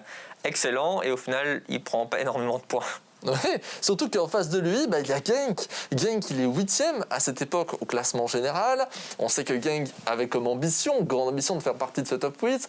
Finalement, il va se passer quelques complications. On sait qu'en cas de défaite dans ce match, Genk quitte le top 8 et devient 9e. La pression qui a dû être là aussi. Oui, surtout qu'il ne faut pas oublier qu'Abdoulaye, la saison dernière, il était quand même dans les 4 derniers de cette compétition. Donc on s'attend à beaucoup de choses de sa part et au final, c'est pas terrible. Hein. Ouais. Un fait marquant en tout cas, c'est qu'on aura vu un Nicolas totalement différent que dans les matchs précédents. Lui qui aime jouer la possession, lui qui prend son temps. Et bien là, on a vu tout son potentiel offensif agressif. Et face à un Abdoulaye qui est déjà de base un joueur très offensif, eh bien vous connaissez le résultat. Début et encore début. C'est le deuxième plus beau match de cette compétition. Cercle des Bruges contre Genk. J'ai quand même hâte de voir ce que les deux joueurs peuvent nous proposer, justement si Nicolas il peut rivaliser avec un adversaire qui est vraiment à la limite du top 8. Oui, c'est ça. Ça va être une fameuse leçon à prendre aussi pour Nicolas Poulain dans cette compétition. C'est si dommage pour lui qu'il n'ait pas réussi assez à concrétiser sur son début de compétition, puisque s'il avait pris plus de points avant, il serait probablement un candidat actuel à la position dans le top 8. Exactement. Ito pour Torsvet. Torsvet toujours, on va chercher Oyen. Oyen, il peut pas donner la profondeur sur les droites. On a essayé de retourner dans l'axe, mais ça a malheureusement raté. Moussaba, Ogbo, Moussaba de nouveau. On sent qu'on a un jeu déjà un petit peu plus rapide, hein, plus éclectique en tout cas que la partie précédente. Et attention à cette action vers Lopez da Silva. Ogbo, pas mal avec Sommers. Sommers encore, va chercher la profondeur pour Ogbo. Ogbo peut-être pour le tir. Oh, dommage, on a eu un contrôle difficile. Et ça va être arrêté par Van de Voort. Déjà un premier danger sur les cages de Genk. La première action est mettre à l'actif du Cercle de Bruges quand même, alors qu'il est quand même en bas de classement. Encore une fois, effectivement, Sommers pour Marcelin. Tente la profondeur pour Sommers qui va réussir. On va rechercher Ogbo. Ça va très très vite pour l'instant dans ce match. Même étonnant qu'on sait que c'est un joueur qui de base jouait beaucoup la possession. Ogbo et le but. Le but du Cercle de Bruges. Une grande qualité de jeu. Il arrive à ouvrir les espaces dans la défense adverse. Abdoulaye qui m'a l'air un peu il a perdu. Il a pas l'air fort dans son match. Hein. Il a l'air un petit peu. Il a du mal à entrer dans son match. Nicolas en profite directement. Et pour le moment, il mérite ce but. Est-ce que tu penses qu'il aurait peut-être sous-estimé son adversaire ? Ah, peut-être. Je ne pense pas, mais en soi, on peut pas l'exclure non plus. Bien sûr, il est 15e au classement général, le Cercle de Bruges. On se dit, avec seulement 9 points, ça doit être un joueur facile à aborder, alors qu'en fait, pas du tout. Genk a le double de points Ouais. par rapport au Cercle Après, de on avait Bruges. vu aussi Genk qui avait eu un petit peu du mal, pas énormément, mais un petit peu aussi contre Stand qui est dernier du classement. C'est vrai, mais on va prendre sa revanche immédiatement du club de Lois avec Kainen. La passe en retrait, oh, elle rate. Ah, la passe en retrait, elle était peut-être un petit peu trop puissante. Mais on sait que ça marche bien. Ce genre de. Alors, est-ce qu'on peut réellement l'appeler centre? C'était un centre en Ouais, quelque sorte, ouais, mais. voilà. Par contre, j'espère pour lui que le cercle il va continuer à jouer comme il a joué en début de match et pas retomber, on va dire, dans ses travers avec des trop longues possessions, trop stériles. Oui, regardez encore là, on a laissé un peu trop d'espace, beaucoup trop d'espace, le buteur Van Out. Et Van Out encore qui a failli réussir à tromper les deux défenseurs de Genk, Lukumi compris, mais il finit par reprendre ce ballon. NN, Ito, Oyen. Ouh, Marcelin qui vient faire son travail ici défensif, ça récupère très vite le ballon. Genk qui n'est vraiment pas du tout dans le match, ou plutôt devrais-je dire le Cercle de Bruges qui est très bien rentré dans celui-ci. Moussaba vers Kanouté, Ugbo, Kanouté de nouveau. Ici on a de l'espace pour retourner dans l'axe, la double profondeur, on va chercher Moussaba et le gardien qui était sorti pour essayer de fermer l'angle, fermer la trajectoire sur un tir en première intention. Ça joue très bien. Ouais, pour moi, c'est un match assez ouvert, ce qui est bien, on voit des occasions des deux côtés, donc c'est assez plaisant. Et oui. Oyen le râteau, on vient chercher Limombe, la petite fin de Limombe, on continue de prendre de la vitesse face à Vitinho. Le double contact, on vient chercher Oyen, Torsvet et la perte de balle au profit de Biancone, Sommers, Ogbo, de nouveau Kanouté maintenant. Est-ce qu'on va pouvoir changer d'aile? Avec Royao, Van Out, Kanouté, Ogbo, Moussaba, Ogbo, attention à cette deuxième passe, ça va beaucoup trop vite du côté du Cercle de Bruges et le but de Moussaba, 2-0 à la 25e minute de jeu. Alors ça, si c'était un scénario auquel vous vous attendiez, eh bien félicitations. On voit vraiment, Genk, il voulait revenir au score. Hein. Quand il était mené, on l'a vu avec un pressing assez haut, un bloc assez haut. Parce que même ici, quand on voyait toute la ligne défensive avant, la profondeur était presque au milieu de terrain du côté du cercle, enfin du côté de Genk. Donc évidemment, en profondeur pour le cercle, il y a de l'espace. J'ai l'impression de voir un tout nouveau Cercle de Bruges dans cette confrontation. Oyen pour Ito, Ito toujours, Ito encore et Kanouté va finir par reprendre ce ballon. Ah, c'est comme si on avait découvert un nouveau joueur dans cette confrontation. Imaginons, s'il arrive à aller chercher des points ici, rappelons-le, s'il ne fait plus que des victoires, il pourrait encore espérer atteindre le top 8. Oyen, Torsvet, Oyen de nouveau, le tir d'Oyen qui va finir dans le petit filet. Ça doit être compliqué quand même. Oh, mais est-ce qu'il y avait mieux à faire? Non. Vitinho, dans cette passe récupérée rapidement par Genk, qui peut peut-être se relancer. Est-ce que ça a été le déclic, ce deuxième but, le break qui a été placé, la fin de Dito? On va chercher Limombe. Limombe, encore une fois, c'est bien joué. Il adore ce geste technique Oyen. Oh, de nouveau vers Limombe, c'est pas mal. Le double contact et on se fait bloquer par la défense du cercle. Ça va finir en coup de pied de but qui va être rapidement joué sur les droites avec Biancone. Attention à ce genre de tête qui peut rendre le ballon à l'adversaire dans une position un petit peu tendue. La possession qui est étonnamment pour Genk, alors qu'on s'attendait à l'inverse. C'est vrai que c'est un style de jeu radicalement différent du côté du cercle. Et oui. Peut-être que c'est lié à un entraînement, moi j'y crois vraiment. Oyen, Oui, ou peut-être simplement il s'adapte aussi peut-être à son adversaire. bien sûr. Ogbo, on va chercher Moussaba pour Van Out. Van Out avec Lopez da Silva, de nouveau Van Out, et là, c'est peut-être le moment pour reprendre notre jeu précédent et gagner un petit peu de temps. Ogbo, il y a de l'espace dans l'axe, il ne pourra pas le donner, c'est bien défendu par Abdoulaye. Ogbo encore, vers Moussaba. On ne peut pas donner cette profondeur sur les gauches, on est obligé de revenir en retrait. Et le temps, évidemment, cette fois-ci est gagné, c'est beaucoup moins grave que lorsque c'était 0-0, voire même 0-1. Kanouté, Ogbo, attention, incroyable but!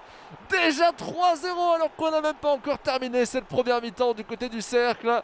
Ça tourne à la correction. C'est très bien réalisé et c'est tellement inattendu, Ouais. mon cher Xavier. Ouais, ça va vraiment être très compliqué pour Abdullah de revenir s'il veut revenir. Maintenant, à 2-0, on se disait peut-être qu'Abdullah peut revenir, c'est possible. Bon, à 3, ça reste possible, mais ça devient vraiment très délicat. Et c'est une défaite particulièrement importante pour la course au top 8 de Oui. Genk aussi. Parce que quand on sait que la plupart de ses adversaires directs ont pris des points face au Cercle de Bruges, eh bien ça aura une influence directe. Oyen peut-être pour le 3, ça sent le 3, ça sent très fort le 3. 3-1 pour Abdoulaye.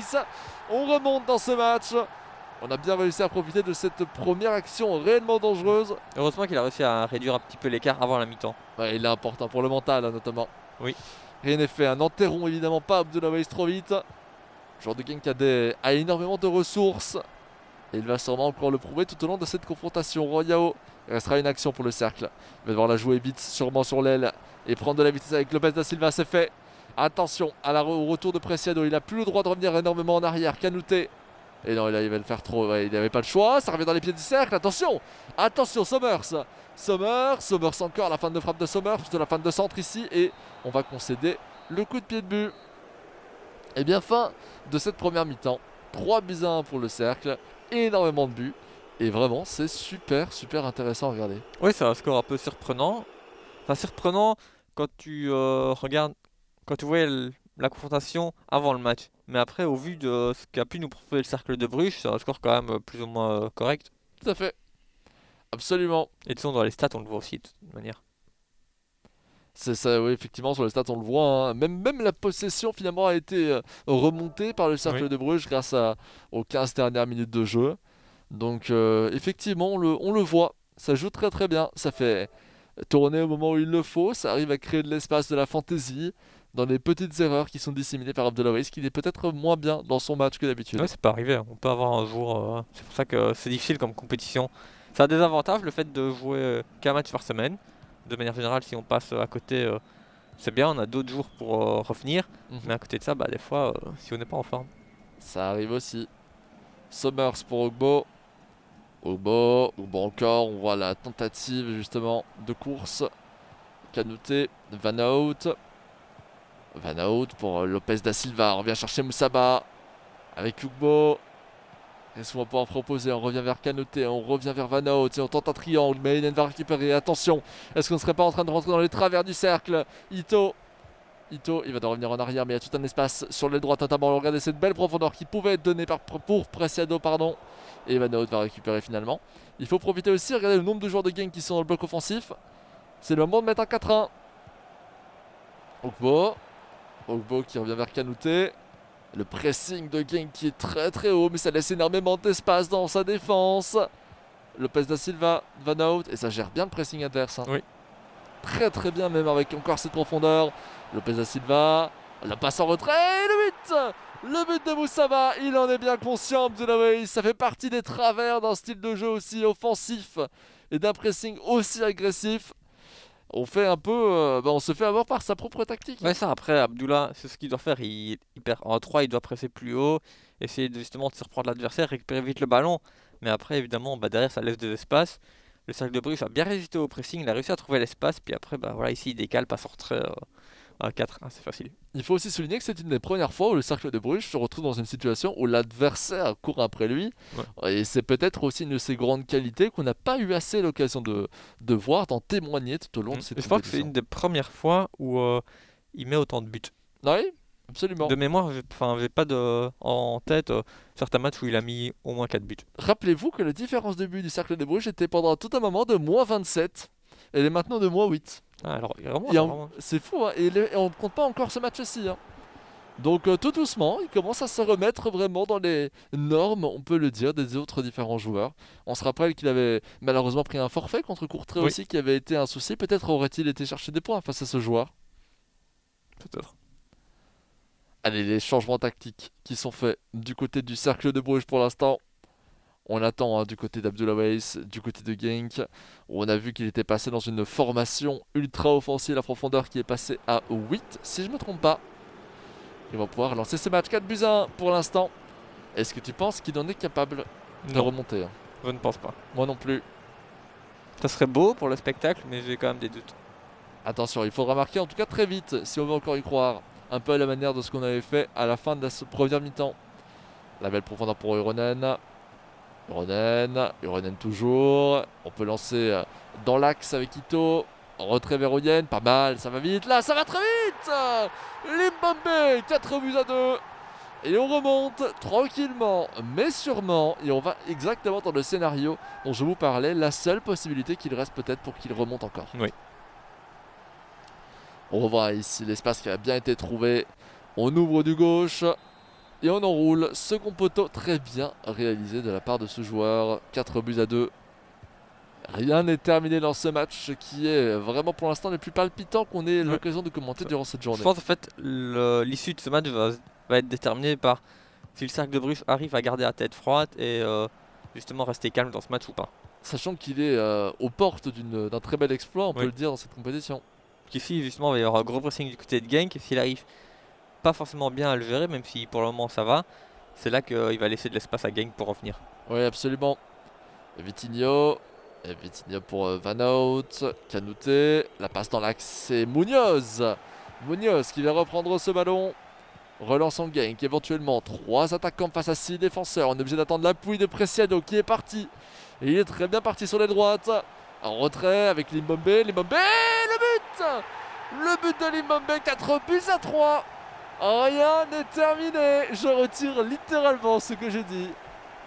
Et Abdelawi qui nous fait une belle démonstration de son mental et de ses qualités offensives. Oui. Mais justement encore, l'action là elle vient d'où? D'une perte de balle bête et idiote du côté du Cercle de Bruges. Il mène 4-2, il essaie des passes difficiles, il perd le ballon, contre-attaque et il prend un goal. Face à Munoz, je me rappelle bien. Voilà. Et là, voici encore une passe ratée, le stress qui monte. Et évidemment, la confiance qui augmente du côté du Genk. Attention, Limbombe pour le 4-4 Yao qui vient stopper. Et il va falloir faire un coup dans le moral de Genk si on veut encore espérer garder ce score. Parce que là, j'ai l'impression que parti comme ça, ce ne sera pas 4-4, ce ne sera pas 5-4, ce sera 6-4 à la fin de ce match. Attention. Van Hout. Van Hout dans l'axe, Moussaba, Ogbo qui se retourne pour aller chercher Moussaba. Faut profiter du pressing qui sera toujours aussi haut tant que c'est 4-3. Sommers encore, Sommers n'a pas son retrait, c'est pas le bon choix. Il faut les tirer, ça revient dans ses pieds. Sommers encore, avec Canouté, Lopez da Silva, et Canouté. Et on va tranquillement revenir en arrière, essayer de, encore une fois, faire en sorte que le profil de Genk monte. Les contres sont vraiment brugeois. Cette fois-ci, le jeu veut absolument que le match se retourne. Canouté, Ogbo, Canouté, avec Moussaba de nouveau. On fait tourner en triangle. Le Genk qui reste un peu plus calme et serein cette fois-ci. Défensivement, on prend un petit peu moins de risques parce que c'est plus que 4-3. Et attention, Canouté encore. Et finalement, on rate cette action. Van de Boort qui va pouvoir dégager, Xavier. Oui, il a quand même raté 2 grosses occasions du côté du Cercle de Bruges. J'espère qu'il va pas s'en vouloir à la fin du La match. perte de balle de Genk, attention. Ça reste dans les pieds de Moussaba. Oui, ça va revenir, quoique non. Torsvet et non. Ah si. Ah, qu'est-ce qu'il se passe? Je ne comprends plus rien. Finalement, Torsvet la reprend. Et Genk peut essayer de ressortir après cet enchaînement de contre favorables. Oveyen, Bongonda, Limbombe. Avec Preciado sur les droites. Preciado toujours. On revient dans l'axe avec Oyen. Attention. Heureusement que Lyon connaît là pour la prendre. Il y a énormément de joueurs de Genk. Oh là là, regardez. Il y a tellement de joueurs de Genk qu'il n'y a plus personne en défense. Moussaba, la prise de vitesse sur la droite. La fin de frappe. Encore une fois, on vient chercher le Canouté. Sommers pour Van Hout. Il n'y a plus vraiment d'espace. Il n'y a plus vraiment de choses à proposer. Ici peut-être sur les droites en allant chercher Moussaba. La feinte. Moussaba encore pressé par Ironen. On va revenir vers Sommers. C'est Canouté. 82e minute de jeu. Le temps est en train de s'écouler. Et toujours pour l'instant, une victoire du Cercle, Xavier. Oui. Oh, attention. Oh, la perte de balle de Lukoubi. Oh, attention à Moussaba ici. Il peut créer quelque chose dans le rectangle. Encore une fois, la même logique. On va sur la ligne de coup de pied de but. On va tenter une passe en retrait peut-être. Elle est donnée. Et Ironen. C'est pas fini. Ah, c'est que Sommers. C'est le but. Le but de Sommers, ça, il y a des jours où, comme ça, malheureusement, on a moins de réussite Oui. du Après, côté des Genk. voilà, après, du côté du Cercle de Bruges, on a quand même raté énormément d'occasions ici dans les 5-10 dernières minutes. Donc, de manière générale, il méritait quand même d'inscrire ce 5e but. Mais bon, on voyait justement Abdullah qui avait un peu de chance, le Cercle qui ratait. On se dit, bah pourquoi pas 4-4 au final. Mais bon, au final, bah voilà, le Cercle a réussi à inscrire un 5e. Ouais, mais ne parlons pas trop vite. Ito pour Limbombe. Ito, le but. 5-4. Ce n'est pas terminé. Les engagements décidément de Genk sont particulièrement importants. Encore une fois, on réduit la marque, mais le problème c'est que depuis le début de cette confrontation, on ne fait que ça, réduire la marque. Et ça ne suffit pas. Après, normalement, moi, à la place de Nicolas, du côté du Cercle de Bruges, sur l'engagement, j'essaierai de garder le ballon jusqu'à la fin. On est quand même presque à la 88e minute de jeu, 87 et quelques secondes. Donc, il y a moyen quand même de garder le ballon 2-3 minutes. Ouais, tout à fait. Absolument. Surtout quand tu vois les contre-attaques et la rapidité offensive du côté de Genk, ce serait malheureux de perdre le ballon et de prendre le 5-5. Ça va être très stressant, hein, je pense, pour Abdoulaye dans cette confrontation. Comment va-t-il se démener pour aller reprendre ce dernier ballon et éventuellement aller marquer ce 5-5, ce qui fera de ce match, eh bien, la confrontation qui aura le plus de buts depuis le début de cette compétition. Un record qui est pour l'instant en dessous. Il va falloir aller chercher les 10 buts pour espérer être vraiment la confrontation de cette compétition pour l'instant. Évidemment, le match avec le plus beau but restera, je pense, à tout jamais le but du Berscott. Hein. Ah, actuellement, oui. Après, il reste quand même pas mal de journées de compétition. Oui, c'est vrai, c'est vrai. Mais pour l'instant, en tout cas, difficile de trouver mieux que le coup du Scorpion. Ah, attention, magnifique. Hein. Très très bien vu. Et on relance. Allez, attention. C'est le moment du côté du cercle avec Vitinho. Ogas. Ogas, pas mal. Pas mal de la part d'Ogas, mais on part en offensive. Hein. Oh là là là là, le tacle de Genk qui aurait pu mériter une faute. Et Preciado vient concéder la touche. Ce n'est pas terminé. Vitinho. Ogas. Plus qu'une minute à tenir pour le cercle. Il va pas la tenir. Rozovski. Limombe. Oyen. Attention, c'est le moment décisif. On va chercher Limombe encore. Et le but incroyable. Incroyable, 5 buts à 5. Genk qui remonte à la toute dernière seconde de ce match. Il était dominé 4 buts à 1. Regardez ce joueur, à quel point il a tout fait. Oui. Ou plutôt, le cercle lui offre. Ah, c'est une manière de voir les choses. Mais de manière générale, je pense que ça représente bien la compétition de Nicolas. Souvent, je ne vais pas dire qu'il est supérieur à son adversaire, mais il a les clés en main et les cartes en main pour aller prendre des points. Et puis au final, en fin de match, il craque, il encaisse des goals ou autre. Encore ici, justement, après le 5-4, il a la possession 88e minute de jeu. Et en gardant le ballon, il va toujours vers l'avant. Au lieu de jouer avec ses défenseurs, tu fais tourner, tu fais une transversale, et puis le match, l'arbitre il siffle la fin, puis point, on arrête. Mais non, tu veux jouer vers l'avant, prendre des risques, et bien après, derrière, tu prends 5-5. Alors là, c'était une remontada encore plus impressionnante que l'instant Rigaud. Hein, pour ceux qui nous suivent, ce fameux instant où Rigaud remonte à chaque fois aux environs de la 80e minute les buts marqués. Mais ici, on avait l'impression que malgré tout, il n'était pas du tout satisfait. Hein. Ouais, ça, en fait, Genk, il est rapidement mené 0-3 autour de la 40e minute de jeu. Il arrive à faire 3-1, on se dit il va peut-être pouvoir revenir. Le cercle arrive à faire 4-1, donc on se dit c'est bon, maintenant le cercle va aller l'emporter. Et puis après, au final, on finit sur quand même un score de 5-5. C'est voilà, le cercle qui doit être déçu de sa prestation puisqu'il prend seulement un point alors qu'il menait largement. Et du côté d'Abdoulaye, également être mené autant par un adversaire du bas de classement et elle cherchait qu'un point. C'est aussi peut-être pour ça qu'il n'a pas fini très très haut dans le classement. Genk finira 12e au classement général, à bien de ça, de nos attentes et probablement des attentes également du KRC Genk, hein, il faut aussi l'avouer. Et derrière, il y a une statistique qui est incroyable, Xavier. On a toujours dit, on a souvent dit que le Cercle de Bruges n'était pas spécialement un joueur très offensif. Hein, il prenait son temps, il ne marquait pas tant de buts que ça. Et bien statistiquement, le Cercle a marqué autant de buts que Genk, 35 buts. C'est énorme, on est dans au-dessus de la moitié, en tout cas à ce niveau-là, alors que même qu'ils sont 15e et 12e. Ouais, c'est vrai que de manière générale, si ma mémoire est bonne, j'ai l'impression que le cercle a marqué dans la majorité de ces matchs. J'ai pas vraiment, peut-être 1 ou 2 matchs que j'ai ratés, mais sinon, ils ont au moins marqué un but dans chaque match, et déjà avec ça aide aussi pour ton attaque. Et puis après, ici, il en a mis 5, par exemple, il y a d'autres matchs aussi, il en a mis 2 ou autre. Donc c'est vrai que ça ne m'étonne pas trop. Abdoulaye, le souci, c'est qu'il était toujours en fait en course-poursuite. Chaque fois, il était mené, il faisait des mauvais matchs, et puis il faut absolument que je remonte tous les buts que j'ai encaissés auparavant, au lieu de dominer le match et d'avoir un peu plus de marge d'erreur. Oui, tout à fait, Xavier.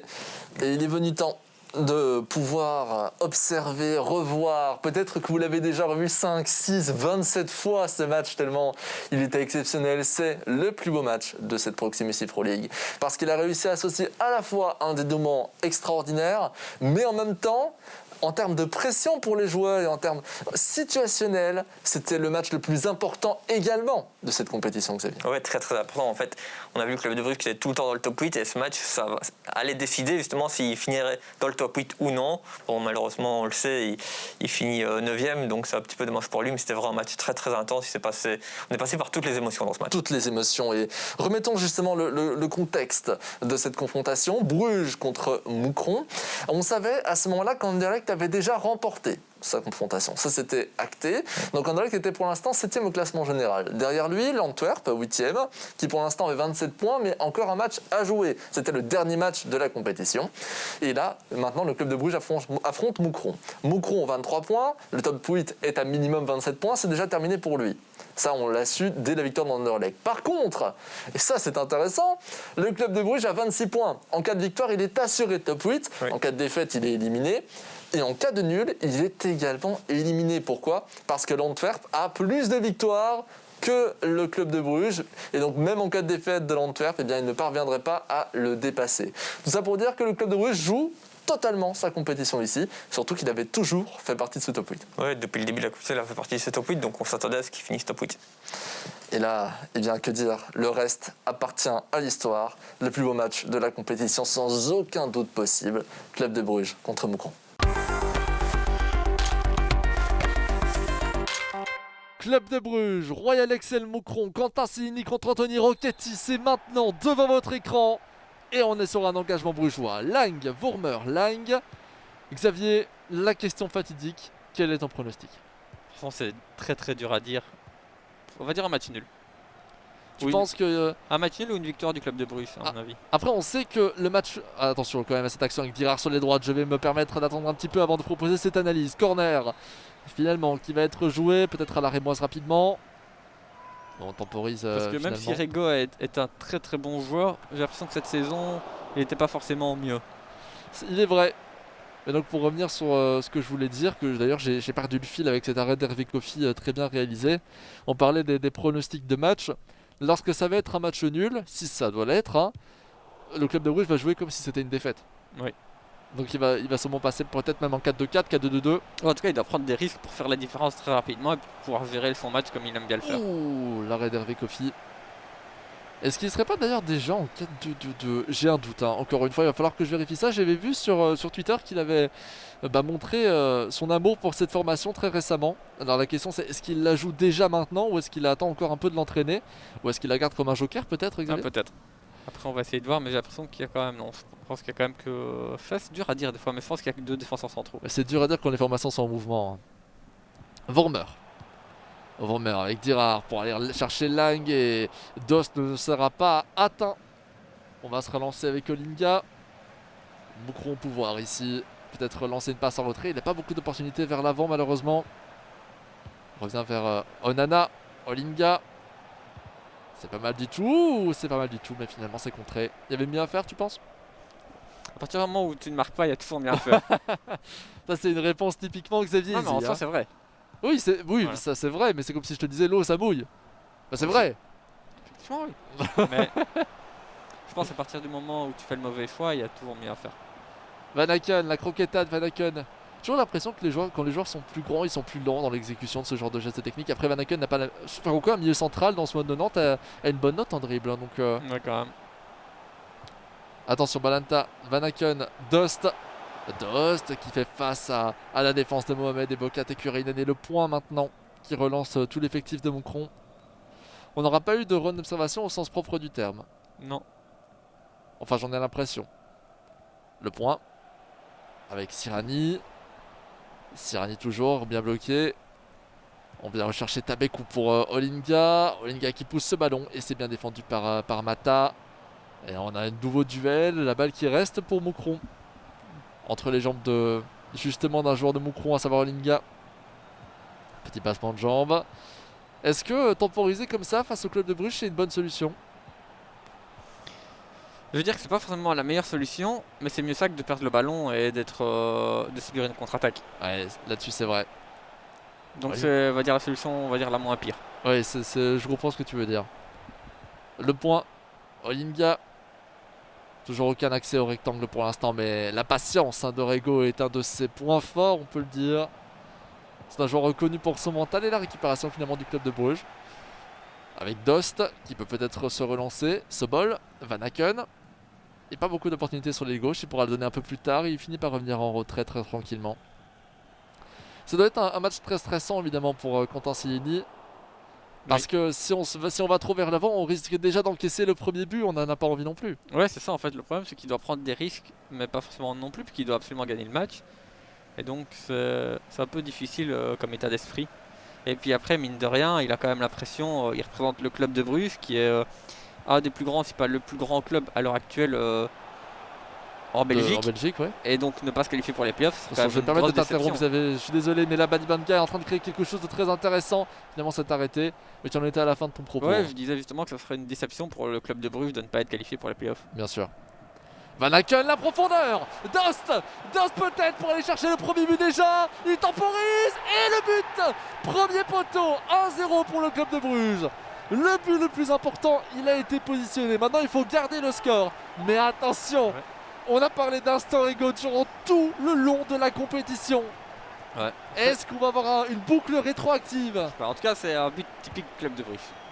Un but typique club de Bruges, hein. La profondeur sur Dost. Dost qui restera l'homme de cet effectif brugeois dans cette Proximus Pro League. Et on a déjà la récupération de la part du club de Bruges justement. Avec De Kuiper, est-ce que... Alors là, c'est la deuxième question. Et j'en reviens encore une fois à toi dans cette situation. Est-ce qu'on va plutôt préférer faire tourner longtemps, sachant que c'est pas la qualité principale du club de Bruges? Donc, je pense qu'il doit jouer son jeu comme il a l'habitude de le faire. Ou alors, effectivement, comme tu le dis, rester dans son jeu de base qui est très propice à une situation comme celle-ci, mais qui peut se révéler dangereuse à long terme. Ouais, mais son jeu de base, il a quand même plus ou moins bien réussi. Hein. Bien sûr. Attention à ce corner récupéré par Dirard. Dirard face à Olinga et ça revient dans les pieds de Mignolet. Mohamed, Sirani, Olinga.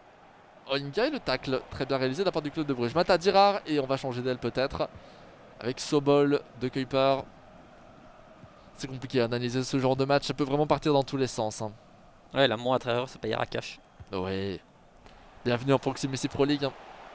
Dirard, sur les droites, face à Badi Banga, il va devoir réussir quelque chose de techniquement intéressant. Un peu de chance avec Lang, qui récupère Vormer. Magnifique avec Dost. Oh, l'arrêt d'Hervé Kofi. Oh, c'est bien vu de la part de Moucron. C'était une balle de 2-0. Je pense qu'il aurait tout simplement clôturé le match. Dirard, second poteau, Dost finalement, entouré de 3 défenseurs de Moucron. Et avec Kofi qui peut se dégager. Avec Bocat sur les gauches. Peut lancer la profondeur. Elle a été bien réalisée avec Badi Banga, qui m'a l'air quand même relativement dangereux à chaque fois sur son aile, mais qui n'arrive pas à créer le danger final, à rentrer vraiment dans ce rectangle et faire le geste qui viendra débloquer la situation moucronoise. Bon, c'est pas évident face à la défense très regroupée comme ça du club. Belle récupération de Vormer, qui va pouvoir se relancer avec Sobol. Et ça va être la fin de cette première mi-temps. 1-0 pour le club de Bruges. Un score qui voudrait dire peut-être que le club de Bruges finirait sa course dans la Proximus Pro League au sein du top 8. Mais rien n'est fait. Par contre, la statistique est importante. 0 tir pour Moucron. Ouais, ça. À partir du moment, bah voilà, 0 tir, donc c'est lui qui n'a pas inscrit de but.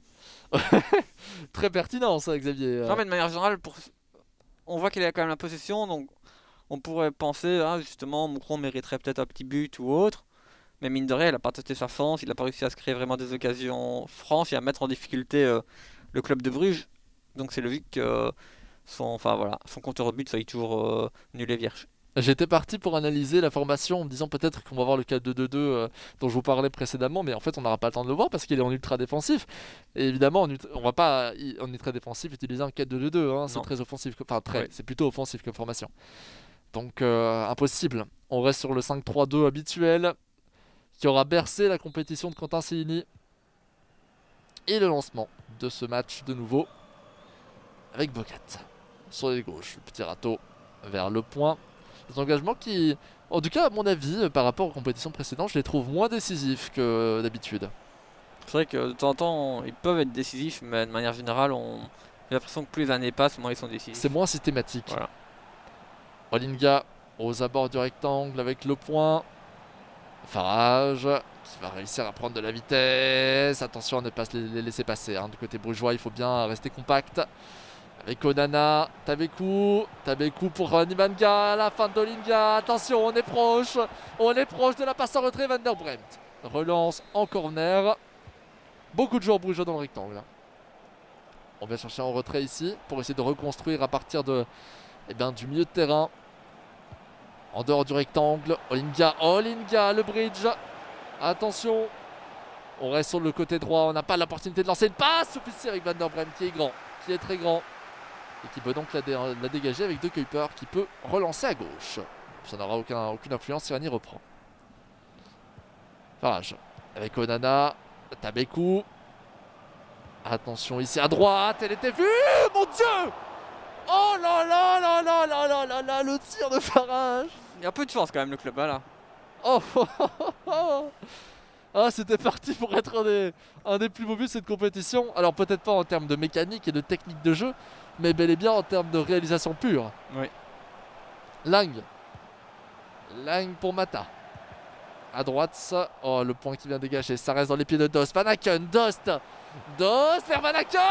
Le but 2-0. Et les cris de Quentin Cellini après l'occasion qui a failli peut-être le surprendre. Le break qui est fait. Et là, c'est peut-être la balle de match, Xavier. Je pense que c'est la balle de match.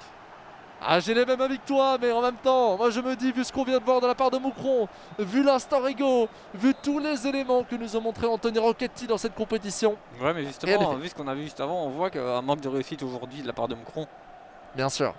Après, on risque de voir vraiment Quentin Cellini avec le maximum de potentiel défensif possible dès maintenant. Hein. On va fermer tous les espaces, on va regrouper tous nos blocs en défense au niveau du rectangle. D'ailleurs, j'avais fait l'erreur il y a 2 semaines de parler de défense auto. Alors qu'en réalisant le match... attends, je vais en parler après. Olinga pour Demadiban. Oh mon Dieu, le tir de Demadiban qui passe au-dessus. 2-0, toujours 61 minutes de jeu. Pardon, je suis en train de m'empresser. Vous ressentez peut-être que je parle de plus en plus vite avec un masque. Évidemment, ce n'est pas du tout une bonne nouvelle. Attention, Van Aken. Je reviendrai sur ce que je disais avant un peu après. Parce que là encore, on voit qu'il y a de l'espace à droite avec Dirard. Attention, Dirard face à Boca peut-être, il va pouvoir centrer et ça revenir en corner. Un corner qui va peut-être être joué premier poteau vers Dost. Ça a l'air d'être le cas, mais le gardien sera placé. Hein. Oui, avec Kofi qui claque. Ça va revenir dans les pieds de Moucron. Xavier, est-ce que vraiment tu es sûr de toi concernant l'issue de ce match?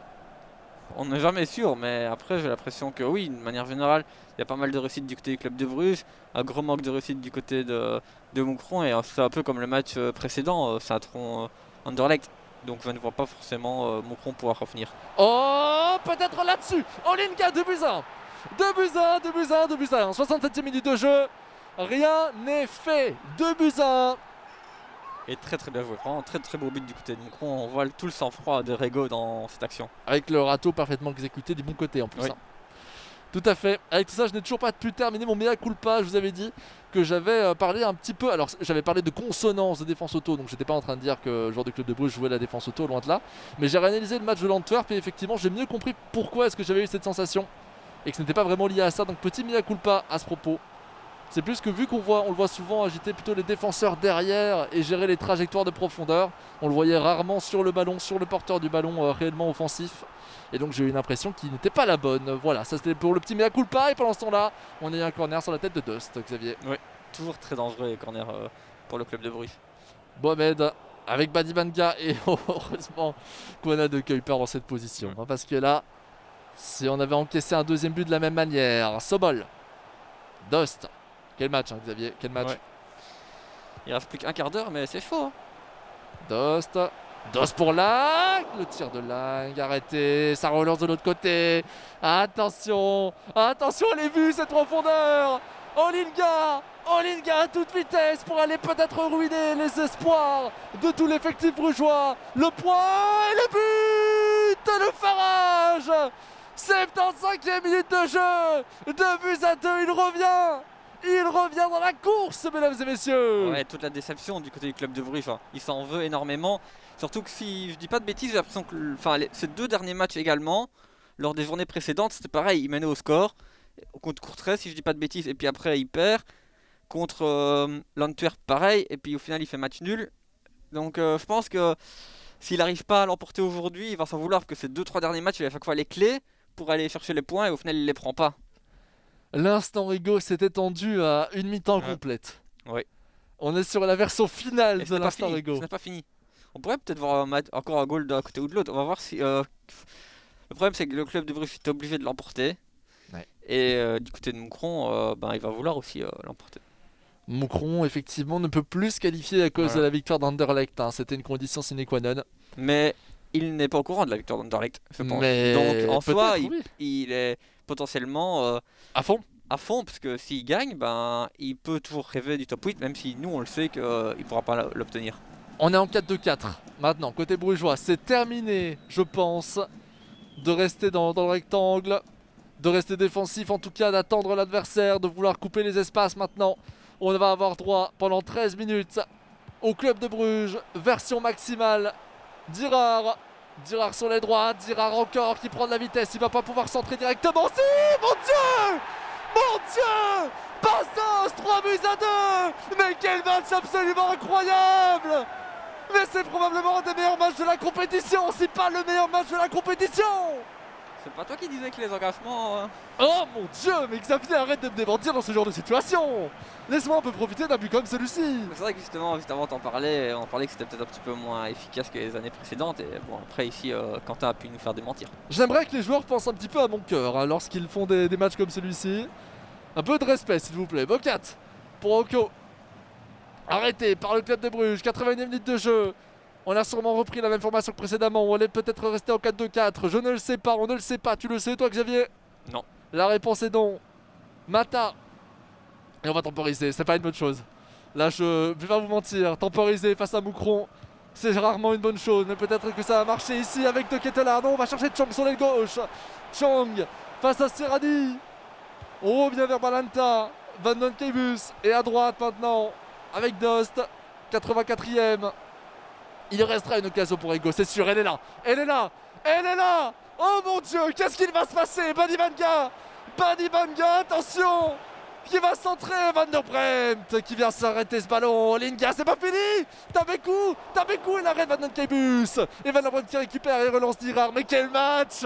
Mais quel match incroyable! Oko pour Tabekou. C'est pas fini, oh mon Dieu, D'Acosta, le gardien qui est sorti. Le but incroyable. J'ai plus de voix. Je n'ai plus de voix. Je n'ai absolument plus de voix. 88e minute de jeu. Rego 3-3. Ouais, Et j'ai mal à la gorge. Ouais, j'avais l'impression qu'il était hors jeu en plus, donc franchement c'est une action. Et puis la lucidité de Rego de faire la passe en retrait. Je n'ai plus les mots. Je n'ai plus les mots. Quel match! Et c'est pas fini. C'est pas terminé. Non, il reste très peu de temps, mais on l'a Dost. vu juste avant, après le 2-2 qui avait. Oh là là. Oh Xavier. Dirard. Hervé Kofi. Et cette balle qui restera brugeoise. Et qui reviendra moucronoise. Et c'est fini. Oh, c'est la balle de 4-3. Vadivanga. Le ball roll. Et on tacle du côté brugeois. 3-3, fin du match.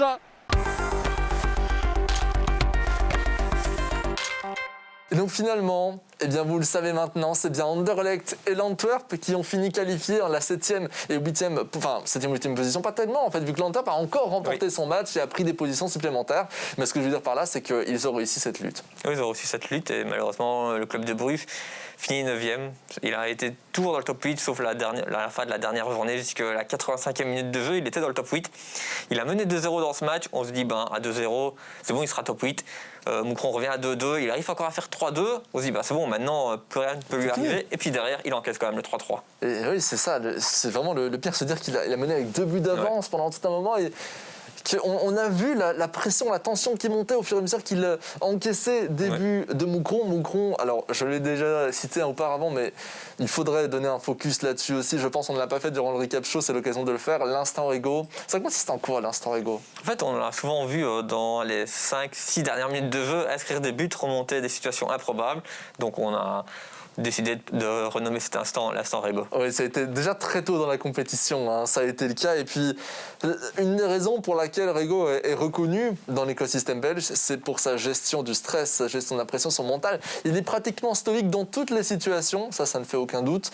Et ça aide évidemment pour ce genre de remontada. C'est vrai que justement, dans ce match-ci, justement, contre le club de Bruges, on l'a pas vu bouger alors qu'il était mené 2-0.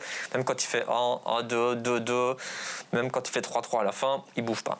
Pourtant, il n'aura finalement pas réussi à en profiter pour faire partie du top 8, malheureusement. Ouais, Qu'est-ce c'est qui lui a vrai manqué? Je pense un peu de la régularité, de manière générale. Il a fait des bons matchs, mais encore une fois, un peu comme Abdullah Weiss. Et ici, on a eu l'Aston Rego, c'est pas pour rien, c'est que souvent, il était mené des matchs qu'il devait le remporter, et il arrive à revenir au score tout à la fin. Il aurait mieux géré son début de match, il aurait peut-être pris un peu plus de points. Eh bien, merci à tous d'avoir suivi ce petit best-of, on peut le dire, des 5 plus hauts matchs de cette Proximity Pro League. On espère que vous avez réussi à encore une nouvelle fois vibrer, ou peut-être pour la première fois, si vous avez découvert ces matchs en notre compagnie. C'était vraiment très très chouette de pouvoir revivre ça, et merci Xavier de m'avoir accompagné. C'était avec plaisir, Guillaume.